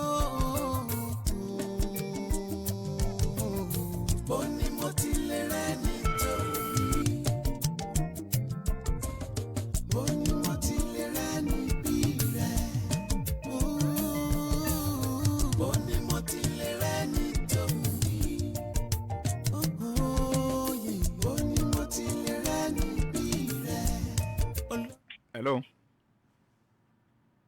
Hello, Sister Folake. Hello, good morning. Ṣé wà ẹ kálẹ́?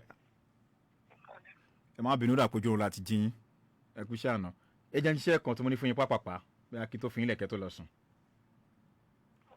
Èèyàn kan ló ní kí n ló rán mi sí yín. Ló ní pé ó ní special message fún yín pé kí n sọ fún yín pé òun nífẹ̀ẹ́ yín. Pé mo sì ṣetán láti bá yín kalẹ̀ pé kò sóhun kankan tó máa yà yín. Pé òun nífẹ̀ẹ́ yín tọkàntọkàn. Pé ìfẹ́ tó ní fún yín pàtọkàn ló ti wá. Wọ́n sì láwọn jẹ́ boyfriend yìí. Tálẹ̀ yín rò pé ó lè jẹ́? Ẹni? Ṣọlá Àdìsá. Ta ló ń jẹ́ Ṣọlá Àdìsá? Èmi ò mọ orúkọ tó wà níbi ṣé Ṣọlá Àdìsá ni mò ń wò ìṣá kì í ṣe bóyá ẹ dárúkọ ẹlòmíì náà.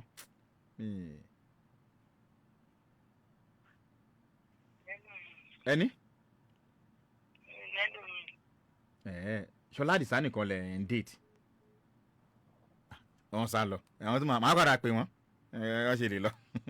Àbúkẹ́ ó lè jẹ́ ó sì lè jẹ́ nẹ́tíwọ́ọ̀kù.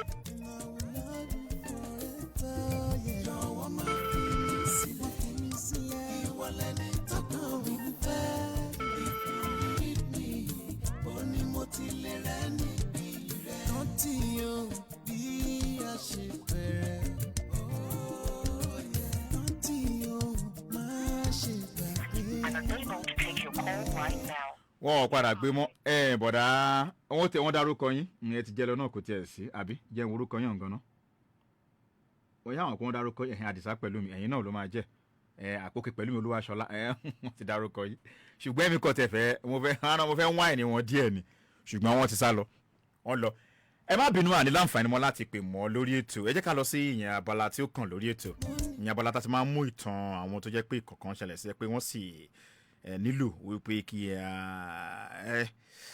ká gbà wọ́n yànjú.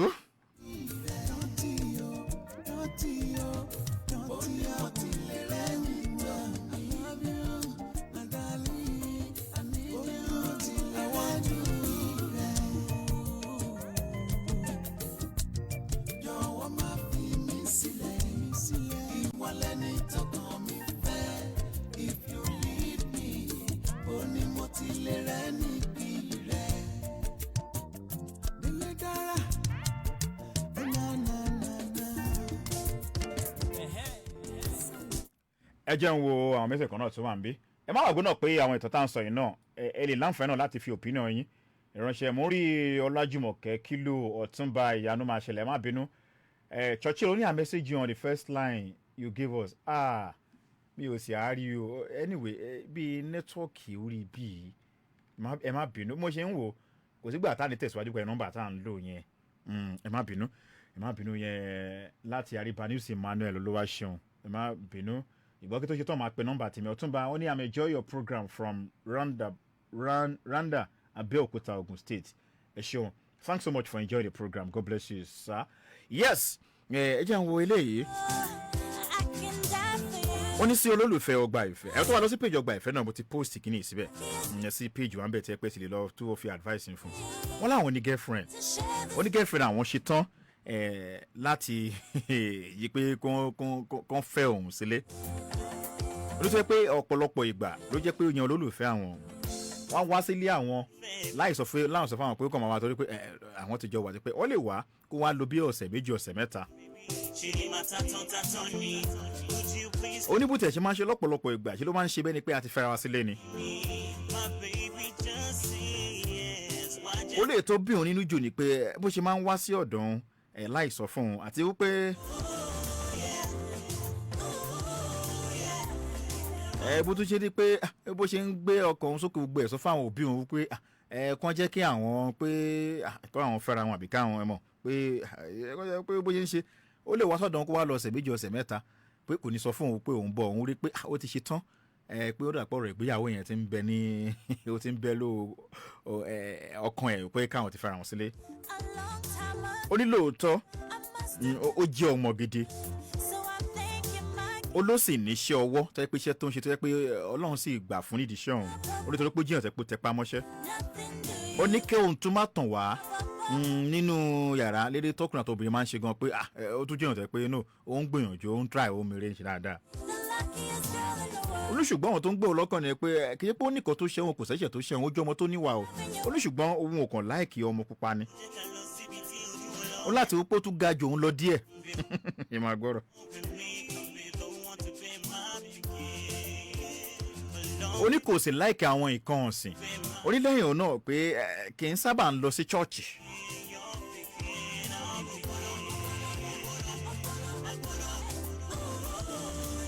Oníbùtẹ̀ pé èmi náà mo ti ń wò pé lọ́wọ́ tí mo wà yìí nínú ìparí oṣù tàwa mo wò pé èmi náà máa ṣègbéyàwó mo fẹ́ níyàwó. Ó ní ṣùgbọ́n èmi ò fẹ́ ṣe bẹ́ẹ̀ mi ò fẹ́ disappoint àǹtí ẹ̀rọ yìí sọ àwọn ò fẹ́ disappoint wọn. Ó ní torí pé kí ni àwọn ti wà bí ọdún mẹ́fà. Ó ní kò má parọ́ àwọn ẹ̀gbọ́n àtàwọn àbúrò wọn pé gbogbo wọn ló nífẹ̀ẹ́ àǹtí ọ̀hún tó nífẹ̀ẹ́ dáadáa tó nífẹ̀ẹ́. Ó ní kẹ́ gbà níyànjú o pé kí ni kò ń ṣe ọ̀rọ̀ ló dé yóò ọ̀rọ̀ délẹ̀ ọ̀rọ̀ dé o ó ní kí wọ́n gbà wọ́n yànjú pé kí ni káwọn ṣe bóyá kéde tuntun tàn sọ dáadáa ni bóyá kí n tún sọ. Wọ́n ní sí olóòtú Ogba Ife àwọn ní girlfriend tó jẹ́ pé àwọn ń fẹ́. Nọ́mbà tó wọlé sílé agbára 08055888192 tàbí 08055888193 08055888193 ìyẹn nọ́mbà tó wọlé sílé agbára tẹ́lẹ̀ fi ṣe bẹ́ẹ̀ láti fi pè wọlé. Ẹ bó sì jẹ́ ó pé ìyẹn lórí péjì tẹ́tí ń wà lórí àwọn ìkànnì abánidọ́rẹ̀ẹ́ lórí Facebook náà ẹ lè ṣe bẹ́ẹ̀ kẹ́ ẹ fi kọ́mẹ̀tì yín náà sí comment section láwọn tó ń wà live and direct ń bẹ̀. Wọ́n ní sí olóòtú ètò Ogba Ife mo ní girlfriend ẹ pé ọjọ́ jẹ́ ọ̀rẹ́bìnrin mi tó sọ pé ó sì ṣe tán láti rí pé kóun ní ọkọ ó ti ṣe tán pé bí a kàn gbé òun sílé. Ọlọ́pọ̀lọpọ̀ ìgbà ló máa ń wá sílé òun tẹ́pẹ́ àti ẹ̀wà tí ò ní sọ fún òun pé òun bọ̀ rárá. Ẹ̀pọ̀ ọ̀pọ̀lọpọ̀ àgàn la ń wá gan tẹ́ pé á lò bí ọ̀sẹ̀ kan bí ọ̀sẹ̀ méjì sọ́sẹ̀ mẹ́ta. Ó ní bó tiẹ̀ ṣe máa ń ṣe ìyẹn sáwọn táwọn jọ ń gbé ńlé ládùúgbò ṣe ló máa ń ṣe bẹ́ẹ̀ ni pé àwọn ti fẹ́ra wọn bẹ́ẹ̀ ni pé àwọn ti jọ wà. Ó lè òsì dùn mọ́ òun nú lọ tààrà kó má parọ́. Ó lè tó tiẹ̀ jẹ́ pé ó tó tiẹ̀ tó máa ń bí òun ń bẹ̀ ni wó pé ó ní ọ̀pọ̀lọpọ̀ ìgbà náà là á pe ìyá òun tó jẹ́ pé a sì máa sọ fún wọn pé mọ́mì sì bá mi bá boyfriend mi sọ̀rọ̀ pé kó tẹ̀ kó jẹ́ ká márì pé òun náà ti ṣe tán òun ṣe tán pé òun ti ṣe tán pé ká tiẹ̀ márì pé báyìí pé tọ̀rọ̀ owó ni àṣebí mi náà ṣàníṣẹ́ ọwọ́ mi lọ́wọ́. Ó ní lóòótọ́ ó jẹ́ èèyàn tẹ́ pé lábá ní pé èèyàn níwà lóòótọ́ kì í ṣe pé kò níwà ó ló níwà o. Ó ní bó sì jẹ́wọ́ pé bóyá èèyàn tó yẹ pé ó ń tẹpá mọ́ṣẹ́ ni ó lílò tó tẹpá mọ́ṣẹ́ ní yàrá tibítibí ó ní ọ́zá room náà ó ní ó dáa. Olùṣùgbọ́n ọkọ̀ tó kọ̀ ṣẹlẹ̀ ni pé òun gẹ́gẹ́ bí èèyàn kan òun kò nífẹ̀ẹ́ sí ọmọ pupa ó láti wípé ó tún ṣe bẹ́ẹ̀ ó tún ga jù ń lọ díẹ̀. Ó ní kò láìkì kò fi bẹ́ẹ̀ láìkì àwọn nǹkan ọ̀sìn onílẹ̀yìn yẹn kì í sábà ń lọ chọ́ọ̀chì. Ó tó sì jẹ́ pé nínú ọdún tá a wà yìí nínú oṣù kejìlá òun ti ń rò lọ́kàn òun pé òun ti ṣe tán láti rí pé kóun ní aya. Ó ní ṣùgbọ́n òun ò bóun ṣe ń wò òun ò fẹ́ fẹ́ bó tẹ̀ jẹ́ pé àwọn ti jọ wà àwọn ti jẹ́ ọ̀rẹ́kùnrin ọ̀rẹ́bìnrin báyìí ó ti tó bíi ọdún 6 àwọn àbúrò òun àtàwọn ẹ̀gbọ́n ló tọ́ wọn nífẹ̀ẹ́ ó ní ṣùgbọ́n òun ò fẹ́ fẹ́ ó ní ẹ̀ làwọn lọ́ọ́ yẹ kó má dé pé òun á lọ disappoint àti òun 08055888192 tàbí 08055888193 ẹkú àjì o ẹ bá mi sún ẹ̀yìn lẹ́gbẹ̀ẹ́ rédíò yín hello ẹkú àjì ẹ ṣeun orúkọ yín bọ́lẹ̀ tí ń pè wá. láti àjà ọmọba kazeem láti àjà ẹ gbọ́ ìtàn tá a gbé kalẹ̀ lórí ètò láṣálẹ̀ ìmọ̀ràn wo lẹ ní fún bọ̀dá yìí o. ok. ọ̀rọ̀ ọmọkùnrin yẹn tó ń tẹ̀ ń sọ lọ́wọ́lọ́wọ́ ń ṣe ìyàwó ni mo fẹ́. òun náà ni ẹ bá a dá sí. ẹ jọ ẹ bá mi gba ọmọkùnrin yẹn nímọ̀ràn pé ó fi onífẹ́ jọ nítorí ọlọ́run mo fi náà lójúmọ́ rẹ̀ mo fi bẹ́ẹ̀ kó má sọ ìfẹ́ nù. ọ̀rọ̀ rèé o. wọ́n ní ká gba bọ̀dá mọ̀ràn o pé bọ̀dá ẹ máa ti rí olólùfẹ́ yẹn máa lọ sọ olólùfẹ́ yín nù kó má rí pé èèyàn á fi girlfriend èèyàn á fi ìyàwó èèyàn ṣe girlfriend ẹ kú àjì. ẹ kú àjì sá orúkọ yín bọ́lẹ̀ tí ń pè wá. ọ̀gá iskilo láti ìmọ̀ta. ẹni tí ó kọ́kọ́ sọ̀rọ̀ sí ọ̀sẹ̀ ti tọ̀rọ̀ kó má di tó máa ti rójú kó tó máa lọ máa ráàyè ojú kí. ìdí mi kọ́ sílẹ̀ ni pé kó gba ọmọbìnrin ẹni mọ̀ràn pé kó ti pa mọ́ ṣọ́ọ̀ṣì. lẹ́yìn yẹn kọ́kọ́ tó dájú pé kó má fẹ́ ọmọbìnrin ní wọ́n gbàgbà tẹ́ ti jọ fún láàrin odidi ọdún 6 tí ìrora má lè ṣe tó fi jọ́kọ̀ ṣe eré tó lè sọ pé ká ẹ̀ mọ̀ràn pé òun wà báyìí yóò nífẹ̀ẹ́ sí kí ló wá tún kù tó ti di dandan ìyá ẹ̀ ń tọ́lọ́wọ́ yóò fún ìyẹn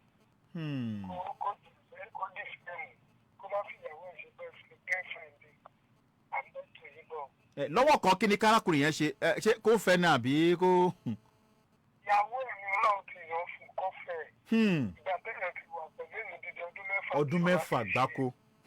tó rà sì ṣe ẹ̀ níjọ́ kan ṣo tó dẹ̀ ráì bẹ́ẹ̀ ní òrìrì kò sí nǹkan tó dá dúró pé kó wá fẹ́ o lọ́wọ́ tèmi ni pé ẹ̀ ń tọ́lọ́run yàn fún òun nìyẹn ìtò ń sọ pé ó ga lọ́sẹ̀ kìíní kan gbogbo ẹni òjò ọ̀rọ̀ ìfẹ́ lè ṣe pàtàkì òun náà bẹ́ẹ̀ sọ ó ní gbogbo nǹkan tí èèyàn fi ń ga lóbìnrin ló fi dá. ó sọ bẹ́ẹ̀ ó tún ló tún tẹpá mọ́ṣẹ́ pé oníṣẹ́ owó ẹ̀ tó túmọ̀ sí pé kì í ṣe àwọn jẹ́ 2k sẹ́mi 2k sẹ́mi 3k ni kì í ṣe wíìn. kí ló wá tún kù. kò yé mi o. ìdàrẹ̀ láàmú ó ti lólùfẹ́ tọ́lọ́run lò. ọlọ́run ọjọ́ kọ́ bára wọ̀ kálẹ̀ o. ẹ ṣe o ẹ ṣe inú mi máa dùn náà tí àwọn obìnrin tí wọ́n bá lè pè kó bá dá sí ọ̀rọ̀ hello. hello. hello sir. hello orúkọ yín. Samuel. ok. láti ẹ̀mí. ok. ìmọ̀ mi pọ́pọ̀ ìbádàmígún wa ADAMIMOGO yes lórí ọtí Ogba Ife. ok ìmọ̀ pọ́pọ̀ bẹ́ẹ̀ ni pé kọ́ máa sọ golden opportunity yẹn.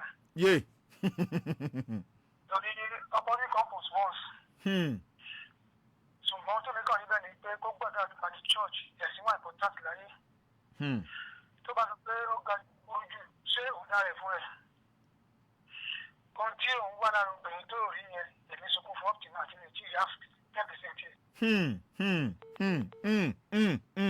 láìfi yóò balance ọkọ̀ tó bọ̀dọ̀ fi parí ẹ̀ wọ́n ní kan táwọn ń rí lára obìnrin tẹ́pẹ́ àwọn ẹ̀pọ̀ àwọn tẹ̀lé wọn láwọn gómìnà tẹ̀ tí life ò balance.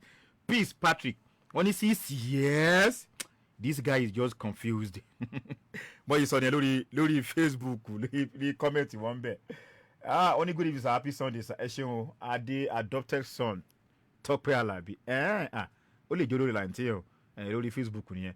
Ọlájùmọ̀kẹ́ kìlọ̀ oníwà greetings from here from Ikorodu kudos to you for the great job more wisdom ẹ ṣeun Mayowa Camilo Yusuf wọ́n ní good work Mr. Chachike I love this program first time watching Ogba Ife live ẹ ṣeun ẹ jẹun tó wẹ̀yàn tó wà lójú òpó ń bí hello ẹ kọ́ àjẹ́ orúkọ yín bọ́lẹ̀ tí ń pè wá. Jonathan sọ̀rọ̀ láti Ìbàfọ̀. láti Ìbàfọ̀ Jonathan ok ó dà pé ẹ ti send message lé ní àbí sẹ́yìn ni. ok ẹ bá a dá sí i. ṣe rí kò sí nǹkan méjì lẹ́kọ̀ọ́ pé yé sí ẹni tó yẹ kó fẹ́ nìyẹn.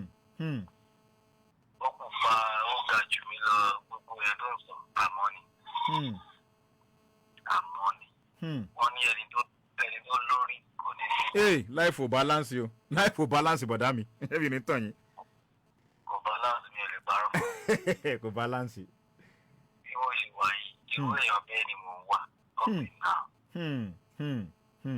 because bí obìnrin bá wà tí ò bá gbé ẹni tó ń fẹ́ pamọ́ kò sí ìfẹ́ kan tó ju ẹ lọ. àbí. òun náà kọ onílàdúgbò kò sẹ́ni tí ò mọ̀ gbogbo ẹ̀gbọ́n wa everybody ló ti mọ̀ wọ́n dẹ̀ nífẹ̀ẹ́ ló tún kù ló wá. kò yé mi náà o ẹ bá ń bí léèrè kò yé mi o. ẹ bá mi gbà á nímọ̀ràn. ok. kó má mísì rárá tó bá mísì tó bá ti lọ ó ti lọ nìyẹn.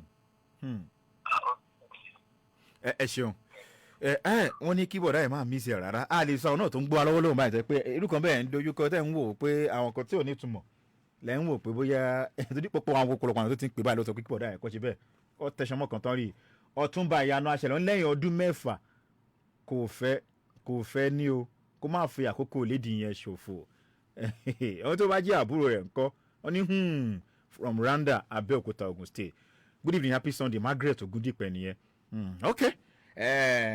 Peace Patrick wọ́n ní you no know wetin dey do again after 6 years okay ẹ jẹ́ ìwé tó wà lápá àti bí again hello ẹ kú àjì ẹ ṣeun sà ọ̀ṣẹ̀ orúkọ yín bọ́lẹ̀ tí ń pè wá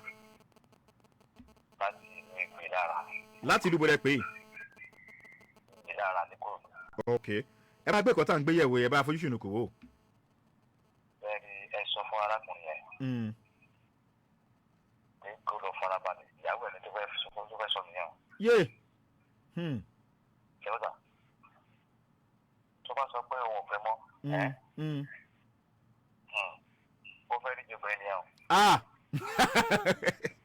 yé. ṣèwọ́dà ẹ gbọ́ mi. mo ń gbọ́ yín àgbọ́yé. èmi pòfẹ́tọ̀ láti pọ̀ sọ́dọ̀ sọ̀rọ̀ báyìí. mo ń gbọ́ yín sà. ìrìnàjò ọdún 6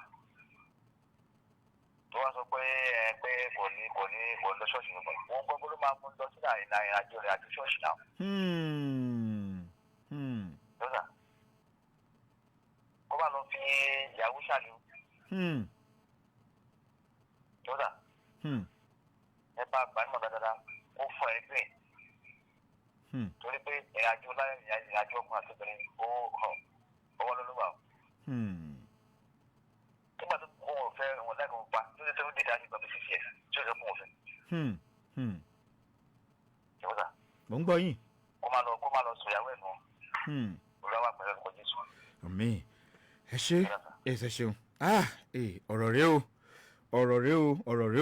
o wọ́n ní kí bọ̀dá yìí máa sọ ìyàwó wọn nù kó má di pé a ti ka àbámọ̀ bẹ́nu a máa wá wọn kiri wọ́n lè má rí wọn mọ́ hello ẹ káàárọ̀ sà. ẹ káàárọ̀ ẹ̀kọ́ àjì orúkọ yín bọ́lẹ̀ tí ń pè wá. orúkọ mi Táyọ̀ Káyọ̀dé. olórúkọ mi láti bo. Atan Ọ̀tà. ok láti Atan Ọ̀tà Táyọ̀ Káyọ̀dé èmi Olúkáyọ̀dé Àjàyí Church Hill ẹ ṣé ẹ káàbọ̀ sórí ètò Ọgbà Ìfẹ́. ìtàn tí ẹ sọ nísìnyẹn ń tẹ̀mí pàdé ní contribution gbogbo téèyàn fi máa access obìnrin tó bá wà responsible ló pé sára sísà yẹn. so kí brother yẹn kọ́ máa lose opportunity yẹn. orí ìyàwó tí ó bí dá sí tẹ́wọ́ gbà automatically èèyàn gan ní ìmọ̀lára rere nínú ilé kò ní ìyà lára. lórí tó ti ṣẹlẹ̀ sí mi tó jẹ́ pé mò ń gbà nísìnyí the first choice of my life àwọn ẹbí ò láìké. so the second choice now is giving me headache. so irú opportunity báyẹn kọ́ máa sọnù ọlọ́run wọn lọ́wọ́. àmì o ẹ ṣeun bí ìlú gangan ni o bí ìlú gangan ni life ò balance rárá ẹ jẹ́ ń gba pé ilé ìka tó wá fún mi là díẹ̀ hello ẹ̀kọ́ àjò orúkọ yín bọ́lẹ̀ tí ń pè wá. orúkọ mi ni Joshua láti Gbẹ̀rígbẹ̀. ok Joshua láti Gbẹ̀rígbẹ̀ à ń gbọ́ yín. arákùnrin yẹn ń fẹ́ dá. ok à ń gbọ́ yín. láti 6 years ló wà ní ìwúrí àlejò bóyá ó ga jù wọn lọ pupa. kò yé mi o. ìyàwó ẹ̀ nìyẹn torí ti tó bá ń fẹ́ search fún another person náà ṣọmọ olúwa tó yín yẹn fẹ́ ni. àbí. at least that 6 years now a ti mọ wọn náà tuntun ní nǹkan tó lè ṣe nǹkan tí ó lè ṣe. bẹ́ẹ̀ni bẹ́ẹ̀ni. mo ṣe mọ̀ pé kò láìkí nǹkan ọ̀sìn ọmọ kò láìkí a ti mọ̀ pé yes kò ti mọ nǹkan tó láìkí. àbí. tó máa sọ ìyàwó ẹ̀ lọ. èèyàn tí èèyàn tiẹ̀ lè manage tẹ́ ẹjọ́ wà pé ọdún 6 ẹjọ́ kí ló tún kù. kò sí ọ̀kan mà kọ́ lè wà 6 years kò rí igbó gba jù ú lọ àbí kò gba jù ú lọ ṣé ìṣe ló fẹ́ kojú ẹni ẹlẹ́ni tó rà ní àríwá ọ̀nà yẹn máa ń sọ.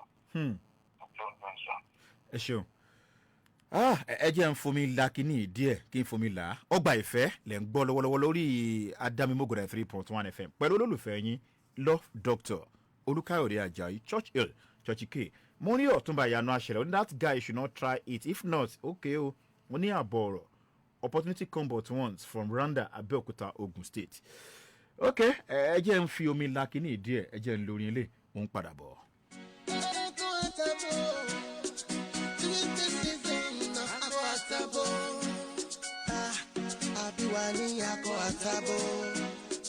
This is the season of Ako Atabo. Sugar cane baby, come and give me your love. Sugar cane baby, come and give me your sweet. I love you baby, make you give me your wine. This is the season of Ako Atabo. I cannot deny what am I feeling. Since I met you in Oju Elegba. Your love they make me to feel irate. Your love is so pure, I cannot deny. Listen, I can never take any girl, make it be like you. I can never take anyone, make it be like you. Your love is so sweet, oh baby, come to me, yeah, yeah. This is the season of Ako Atabo. Sugar cane baby, come and give me your love. Sugar cane baby, come and give me your sweet. I love you, baby, make you give me your wine. This is the season of Ako Atabo. Eléyìí tú ẹgẹ́, ọmọge yìí fún jòwú. You are too classy, I cannot deny. Every day, baby, I want you more. Every day, baby, I need you more. Bọ̀dá ìró.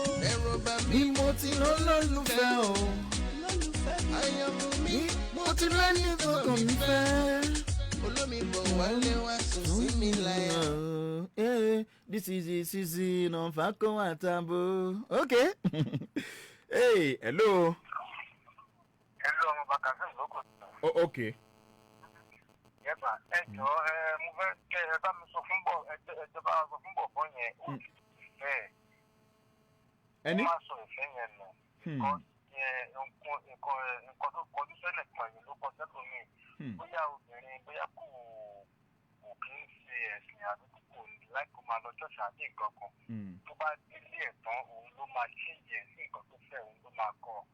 Wọ́n kó jọ́dọ̀ ọlọ́run ọmọbìnrin yẹn ìfẹ́ gangan ló ti rí yẹn. Tó bá ti fọwọ́ ara ẹ̀ sọ fẹ́ mọ̀ ó kù sọ́wọ́ ẹ̀ o. Ẹ ṣeun ẹ ṣeun wọ́n ní kí bọ̀dá ẹ̀ máa fọwọ́ ọ̀rọ̀ àwọn sọ fẹ́ wọn lò pé ìfẹ́ ọgọ́nà ti rí yẹn o àwọn ní bó sì jẹ́ ń pa tọ̀rọ̀ tẹ̀sí ni pé báwọn fúnra wọn ló máa rò pé ẹ̀sìn tó máa ń fẹ́. Hello. Hello. Ẹ ṣeun orúkọ yín bọ́lẹ̀ tí ń pè wá. Martin ọjọ́ láti. kílẹ̀ pé.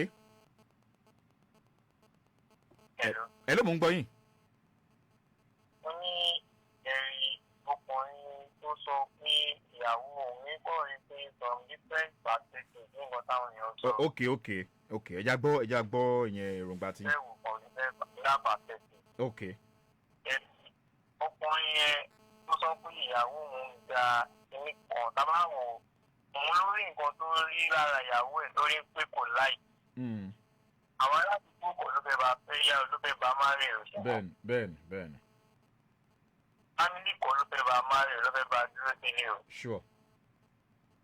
So òun tó ń rí pé ìní ẹmọ kó lè padà sílẹ̀. Sure. Bí ìyàwó òun kò láìkẹ́ni tó pupa. Kó wá lọ jẹ́ pé tó bá máa yàn àlè kó ní pínyàn dúdú lòun fẹ́. Ẹmọ pé tẹ́ni ẹ bá yàn ní ẹ̀rí mú sí. Sure. So ẹ̀bí rí pé ìgbẹ́ta tí mi ò sọ wípé ó sì ìyàwó ìṣẹ̀lẹ̀ lóòótọ́ tá a bá wó dá wood tó ń sọ pé ó níwà nǹkan yẹn ó lè délé kó change o tẹ́mọ̀. Ó lè délé kó change ìyẹn kọ́ ní issue. Ó ń wá sílé kinní kan àwọn máa ń ṣe sọ pé kinní lóòótọ́ ó dáa tí wọ́n bá gbọ́ yẹn ó ní máa wó èèyàn láti ní yes ìyàwó gidi rere. Bọ̀ àwọn obìnrin gbà mí tí wọ́n bá wò wọ́n tó bá délé wọ́n máa change o. Bẹ́tà kíyàn lóòótọ́ kò sóbìnrin tó máa téyàn lọ́rùn tán. Bẹ́ẹ̀ni. Tó máa ní àwọn òbí kọ́kọ́ tó máa pọ̀ láti ṣe. Kò sí rọ́ńbẹ̀. Bó ṣe wà nìyẹn sọ pé ní kó fi sílẹ̀ o pé kò tí ì rí ìyàwó rẹ̀ tó kò tí ì rí ìyàwó. Ó ṣe nǹkan tó tẹ̀ lọ. Wọ́n á lọ sí ẹgbẹ́ tó máa délé padà á lọ máa regret á lọ fẹ́ sí á lọ máa regret. Ẹ ṣeun. Bó ṣe wà nìyẹn. Ẹ ṣeun sà. Ẹni? Ok. Mo ṣe fẹ́ káwọn obìnrin pè wá o. Ẹ̀yin obìnrin ẹ pè wá. Ẹ ká ti gbẹ̀rún gba ìlọ́rọ̀ tó wà lẹ̀ bó jẹ́ èyí ni kílẹ̀ yìí máa ṣe. Hello. Hello. Ẹ kú àjì. Ẹ ṣeun. Sà. Good evening, sir. Sir? Nǹkan tí mi fẹ́ contribute. Ok. Ṣé rí African guy? Bẹ́ẹ̀. He's joking o. The guy is joking. Láì ṣe basket mouth láì ṣe àbí kó jẹ. Ó kàn fẹ́ mọ̀ bẹ́tà nítorí ọmọ yẹn ti contribute to his own life. For that ọmọ yẹn ti contribute to his own life. So tó bá even gan oníkà yẹn dẹnu pé tó bá ṣe mistake ọ̀rẹ́ ìlú kan máa fi ọmọ yẹn. Àwọn tó ti mọ̀ bẹ́tà nípa ọmọ yẹn. Ọmọ tó níṣẹ́ lọ́wọ́ tó já jẹ́ ṣe ọwọ́ ó tún wà hard working. Wọ́n náà lọ fún gbogbo nǹkan lọ sí ó tún wá sí ó ti use my own family ẹ̀. So àdúrà mi ni kó má tẹ̀ o. Ẹ sọ pé ọlọ́run máa ti tẹ̀ o. Àmì o. Ẹ ṣeun. Mo ń gbọ́ yín. Okay. Okay, thank you, sir. Yes. Wọ́n ní kí bọ̀dá yẹn máa ṣe bẹ́ẹ̀ kó má lọ tẹ́ o kó má lọ fi tẹ̀tẹ̀ búra. Mi Izolowa Bùnmi. Only that girl has through love for him. That is why she wanted to marry him. If this guy, only to man she mistake pẹrẹ, wọn ló máa regret it forever. Ìyẹn lórí Facebook ni wọ́n fi yẹn sí. Ẹ kú ètò I enjoy your program. Greetings from Badagry.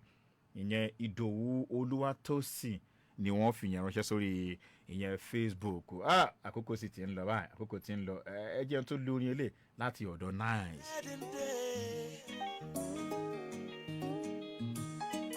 On my wedding day.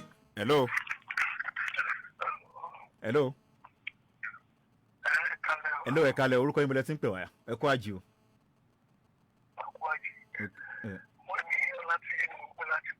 Ok, láti Kòròdú ẹ bá dá sí pápápá.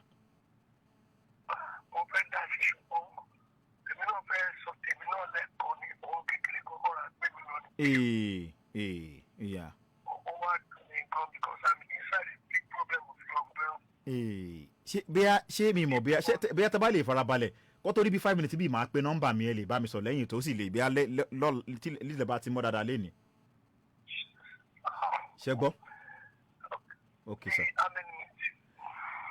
Ṣé bẹ́ẹ̀ wọ́n WhatsApp? Ṣé wọ́n WhatsApp àbí? Ìfẹ́ náà ń fọ́ fóònù mi. Ẹni? Ó ṣẹ̀ṣẹ̀ ṣẹlẹ̀ rí. Really?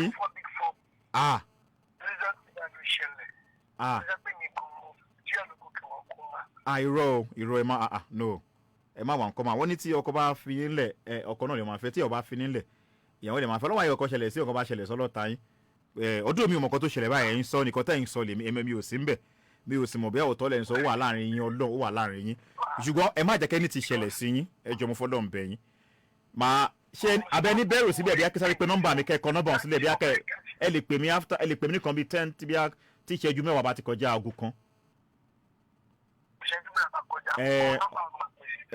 Máa pe nọ́mbà mi kẹ́ pè mí sí anytime tí ìṣẹ́jú márùn bá ti kọjá aago kan táàgò kan máa ti kọjá díẹ̀ bí ìṣẹ́jú márùn ẹ lè pè mí gbẹ̀rẹ̀ láti ṣe tán.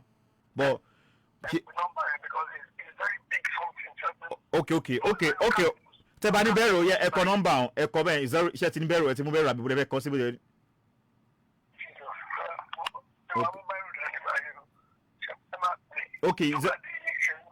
Okay, 080 ẹ ti ń kọ́ àbí kí n pè lẹ́yìn ètò 080. Pé máa pè dáadáa ẹ jẹ́ n pè lẹ́yìn ètò kó má dé pé a tún fi yẹn àkókò ti lọ mi ò rò pé mo lè láǹfààní láti gbé ìpè kankan mọ́ àkókò ti lọ ẹ jẹ́ n wélé kí a kàn ṣe ń ṣókí. Hello ẹ kọ́ àjò orúkọ ibo lẹ ti ń pè wá. Ọ̀sùn mi láti kúrò. Ok pápákọ̀ yẹ bá a dá sí. Ẹ mọ̀ bọ́ yẹn ni ṣe rí bọ̀bọ̀ yẹn. Ó ń yọ ayọ̀ nípa. Ó ló ń yọ. Nǹkan tó ṣẹlẹ̀ ni pé ó lè wá jẹ́ pé ó ní nǹkan kan tó wà lára ọmọ ẹ̀ tó dislike. Ó ti sọ àkótó ìmọ̀ bóyin sọ báyìí ó ló ga jù ń lọ ó ní kò láìkì kan ọ̀sìn ó lẹ́yìn yẹn pé ó ní kì í lọ sí church àwọn kan tó ń kọ̀ sọ nìyẹn bá. Ó ní kò sábà ń lọ church kò sọ pé kò ní kò sábà ń lọ church ó lẹ́yìn yẹn kò láìkì kan ọ̀sìn ó ló tún ga jù ń lọ ó ló tún jọmọ pupa. Ìkan tó sọ nìyẹn. Ọdún kàtílẹ̀ yìí minor ní yóò ṣe ìní. Tó bá lè fojú fò tó bá tún tẹ̀lé ọdún náà láìpẹ́ ó máa padà láìpẹ́. Wọ́n tiẹ̀ ti wà lọ́dún mẹ́fà wọ́n tiẹ̀ ti wà níbi ọdún bíi mẹ́fà náà ti jọ wà gẹ́gẹ́ bóyá sọ. As time goes on tó bá padà rí ó lè padà wá àpèṣe ọmọ ẹ̀ tí wàá mọ̀ ìbá tí ìdílé ọmọ mi ó lè padà sí double change. Ọmọ yẹn bá kò tí ìbẹ̀rẹ̀ láti tún kẹrin owó kan tó sọ yóò máa padà fojú fò ó máa enjoy ọmọ yẹn gan ó máa fàyọ̀ pọ̀ sílẹ̀ o. Ẹ ṣeun sà. Torí àkókò ti lọ lórí Facebook mo rí Adéyanjú Matthew Adéṣọlá mo rí mẹ́sàgì Honorable Ládàpọ̀ Olúwakẹ́mi Ajénifújà mo rí mẹ́sàgì yín àkókò ti lọ ẹ má bínú àní láǹfààní láti gbé ọ̀kan mọ́ ìyẹn ní orí ètò ní àṣálẹ́ ẹ jẹ́ ń forí délé dára yìí kí o tó fi yẹn kásẹ̀ ńlẹ̀ mo nífẹ̀ẹ́ orin gan gidi ni.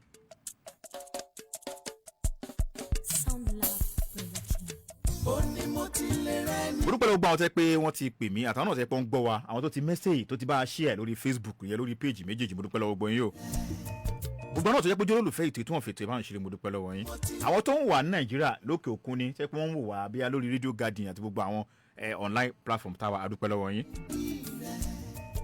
mo dúpẹ́ lọ́wọ́ àwọn ọ̀gá mi yẹn lórí ìkànnì táwa láti orí gíwá iléeṣẹ́ yìí ìyẹn Fẹ́mi Táíwò Stone títí dé orí ìyẹn olùdarí ètò ìyẹn lórí ìkànnì táwa yìí ìyẹn Délé Adéyanjú Àgbàmá bóyá ẹ fẹ́ pè mí olóhun tẹ́ fẹ́ bí mi ní pàápàá jùlọ olóhun tó ń gbé yín lọ́kàn tó jẹ́ pé ẹ fẹ́ sọ ní tẹ́ ń fẹ́ bí akaba ìgbésọ̀ fẹ́ àbí ẹ fẹ́ gba ìmọ̀ràn díẹ̀ tèmi náà ká tó gbésọ̀ fẹ́ ni aago ìléwọ́ tèmi tó sì jẹ́ pé náà ni mò ń lò lórí WhatsApp ẹ sì lè fẹ́ fáwọn náà lẹ́bùn bí ẹ ká máa fáwọn lẹ́bùn lórí ètò kò tó fi ń ṣèyàn àbí ẹ sì fẹ́ polówó náà níbi lórí ìkànnì tàbí lórí àwọn ètò tá à ń ṣe ni ẹ lè pè mí sórí 080 62 20 24 19 ẹ jẹ́ ń pè lẹ́ẹ̀kan sí ìyẹn nọ́mbà tèmi nìyẹn 080 62 20 24 19 nọ́mbà tèmi nìyẹn lórí péjì mi tí mò ń lò láwọn bíi ẹ̀rọ káyélujára lórí TikTok Church LK ìyẹn Church ILLKAY Church K náà ni mò ń lò náà lórí Twitter náà lórí ìyẹn Instagram Church Hill OAP lórí péjì wa lórí Instagram náà a ní péjì fún Ọgbà Ìfẹ́ ẹ lọ sórí Ọgbà Ìfẹ́ Ọgbà_Ìfẹ́ ẹ máa rí ń bẹ̀ kẹ́ ẹ lọ máa follow ń bẹ̀ náà ìyẹn lórí Facebook náà a ní péjì náà ti Ọgbà Ìfẹ́ kẹ́ máa follow ẹ má gbàgbé náà láti máa follow Adamimogo 93.1 FM tẹ́tí máa gbọ́ gbogbo àwọn ètò wọn máa wọ àwọn ètò wa lóṣìṣì live and direct lẹ́ẹ̀kan sí nọ́mbà mi ní 080 62 20 24 19 orúkọ tèmi ní Olúkáyọ̀dé Àjàyí Church K làwọn tèmi ń pè mí wọ́n ti fún mi ń love doctor lẹ́ni wọ́n tún fún mi ń Daddy K o ó yẹ pé Church K làwọn tèmi àwọn olólùfẹ́ rẹ̀ tó ń pè mí gbòòrò dáadáa ẹ̀ wọ́n gbọ́ MC Church K làwọn tèmi ń pè mí gbòòrò tó bá di ìdájí lẹ́ni a tún máa pàdé lórí àkọ́tún ètò ìyẹn ẹ̀kọ́ ìsinmi ìyẹn níbi aago 4 ní ìdájí ní ilé ìnìgbọ̀ngàn ní ìdájí náà àti wà lẹ́ni náà ilé náà ni. ó dàárọ̀ sà ó dàárọ̀ mà ó dàárọ̀ èèyàn rẹ̀. sọ fún mi bí bẹ́ẹ̀ ó yọ́nú sí mi máa bínú ọ̀rẹ́ má já kàn sí o láyé ń bí má ṣe gbọ́ tẹ́lẹ̀ gan-an má jẹ́ kan dàrí wá rú o ìfẹ́ àìlẹ́tàn nífẹ̀ẹ́ wa ó ní mo ti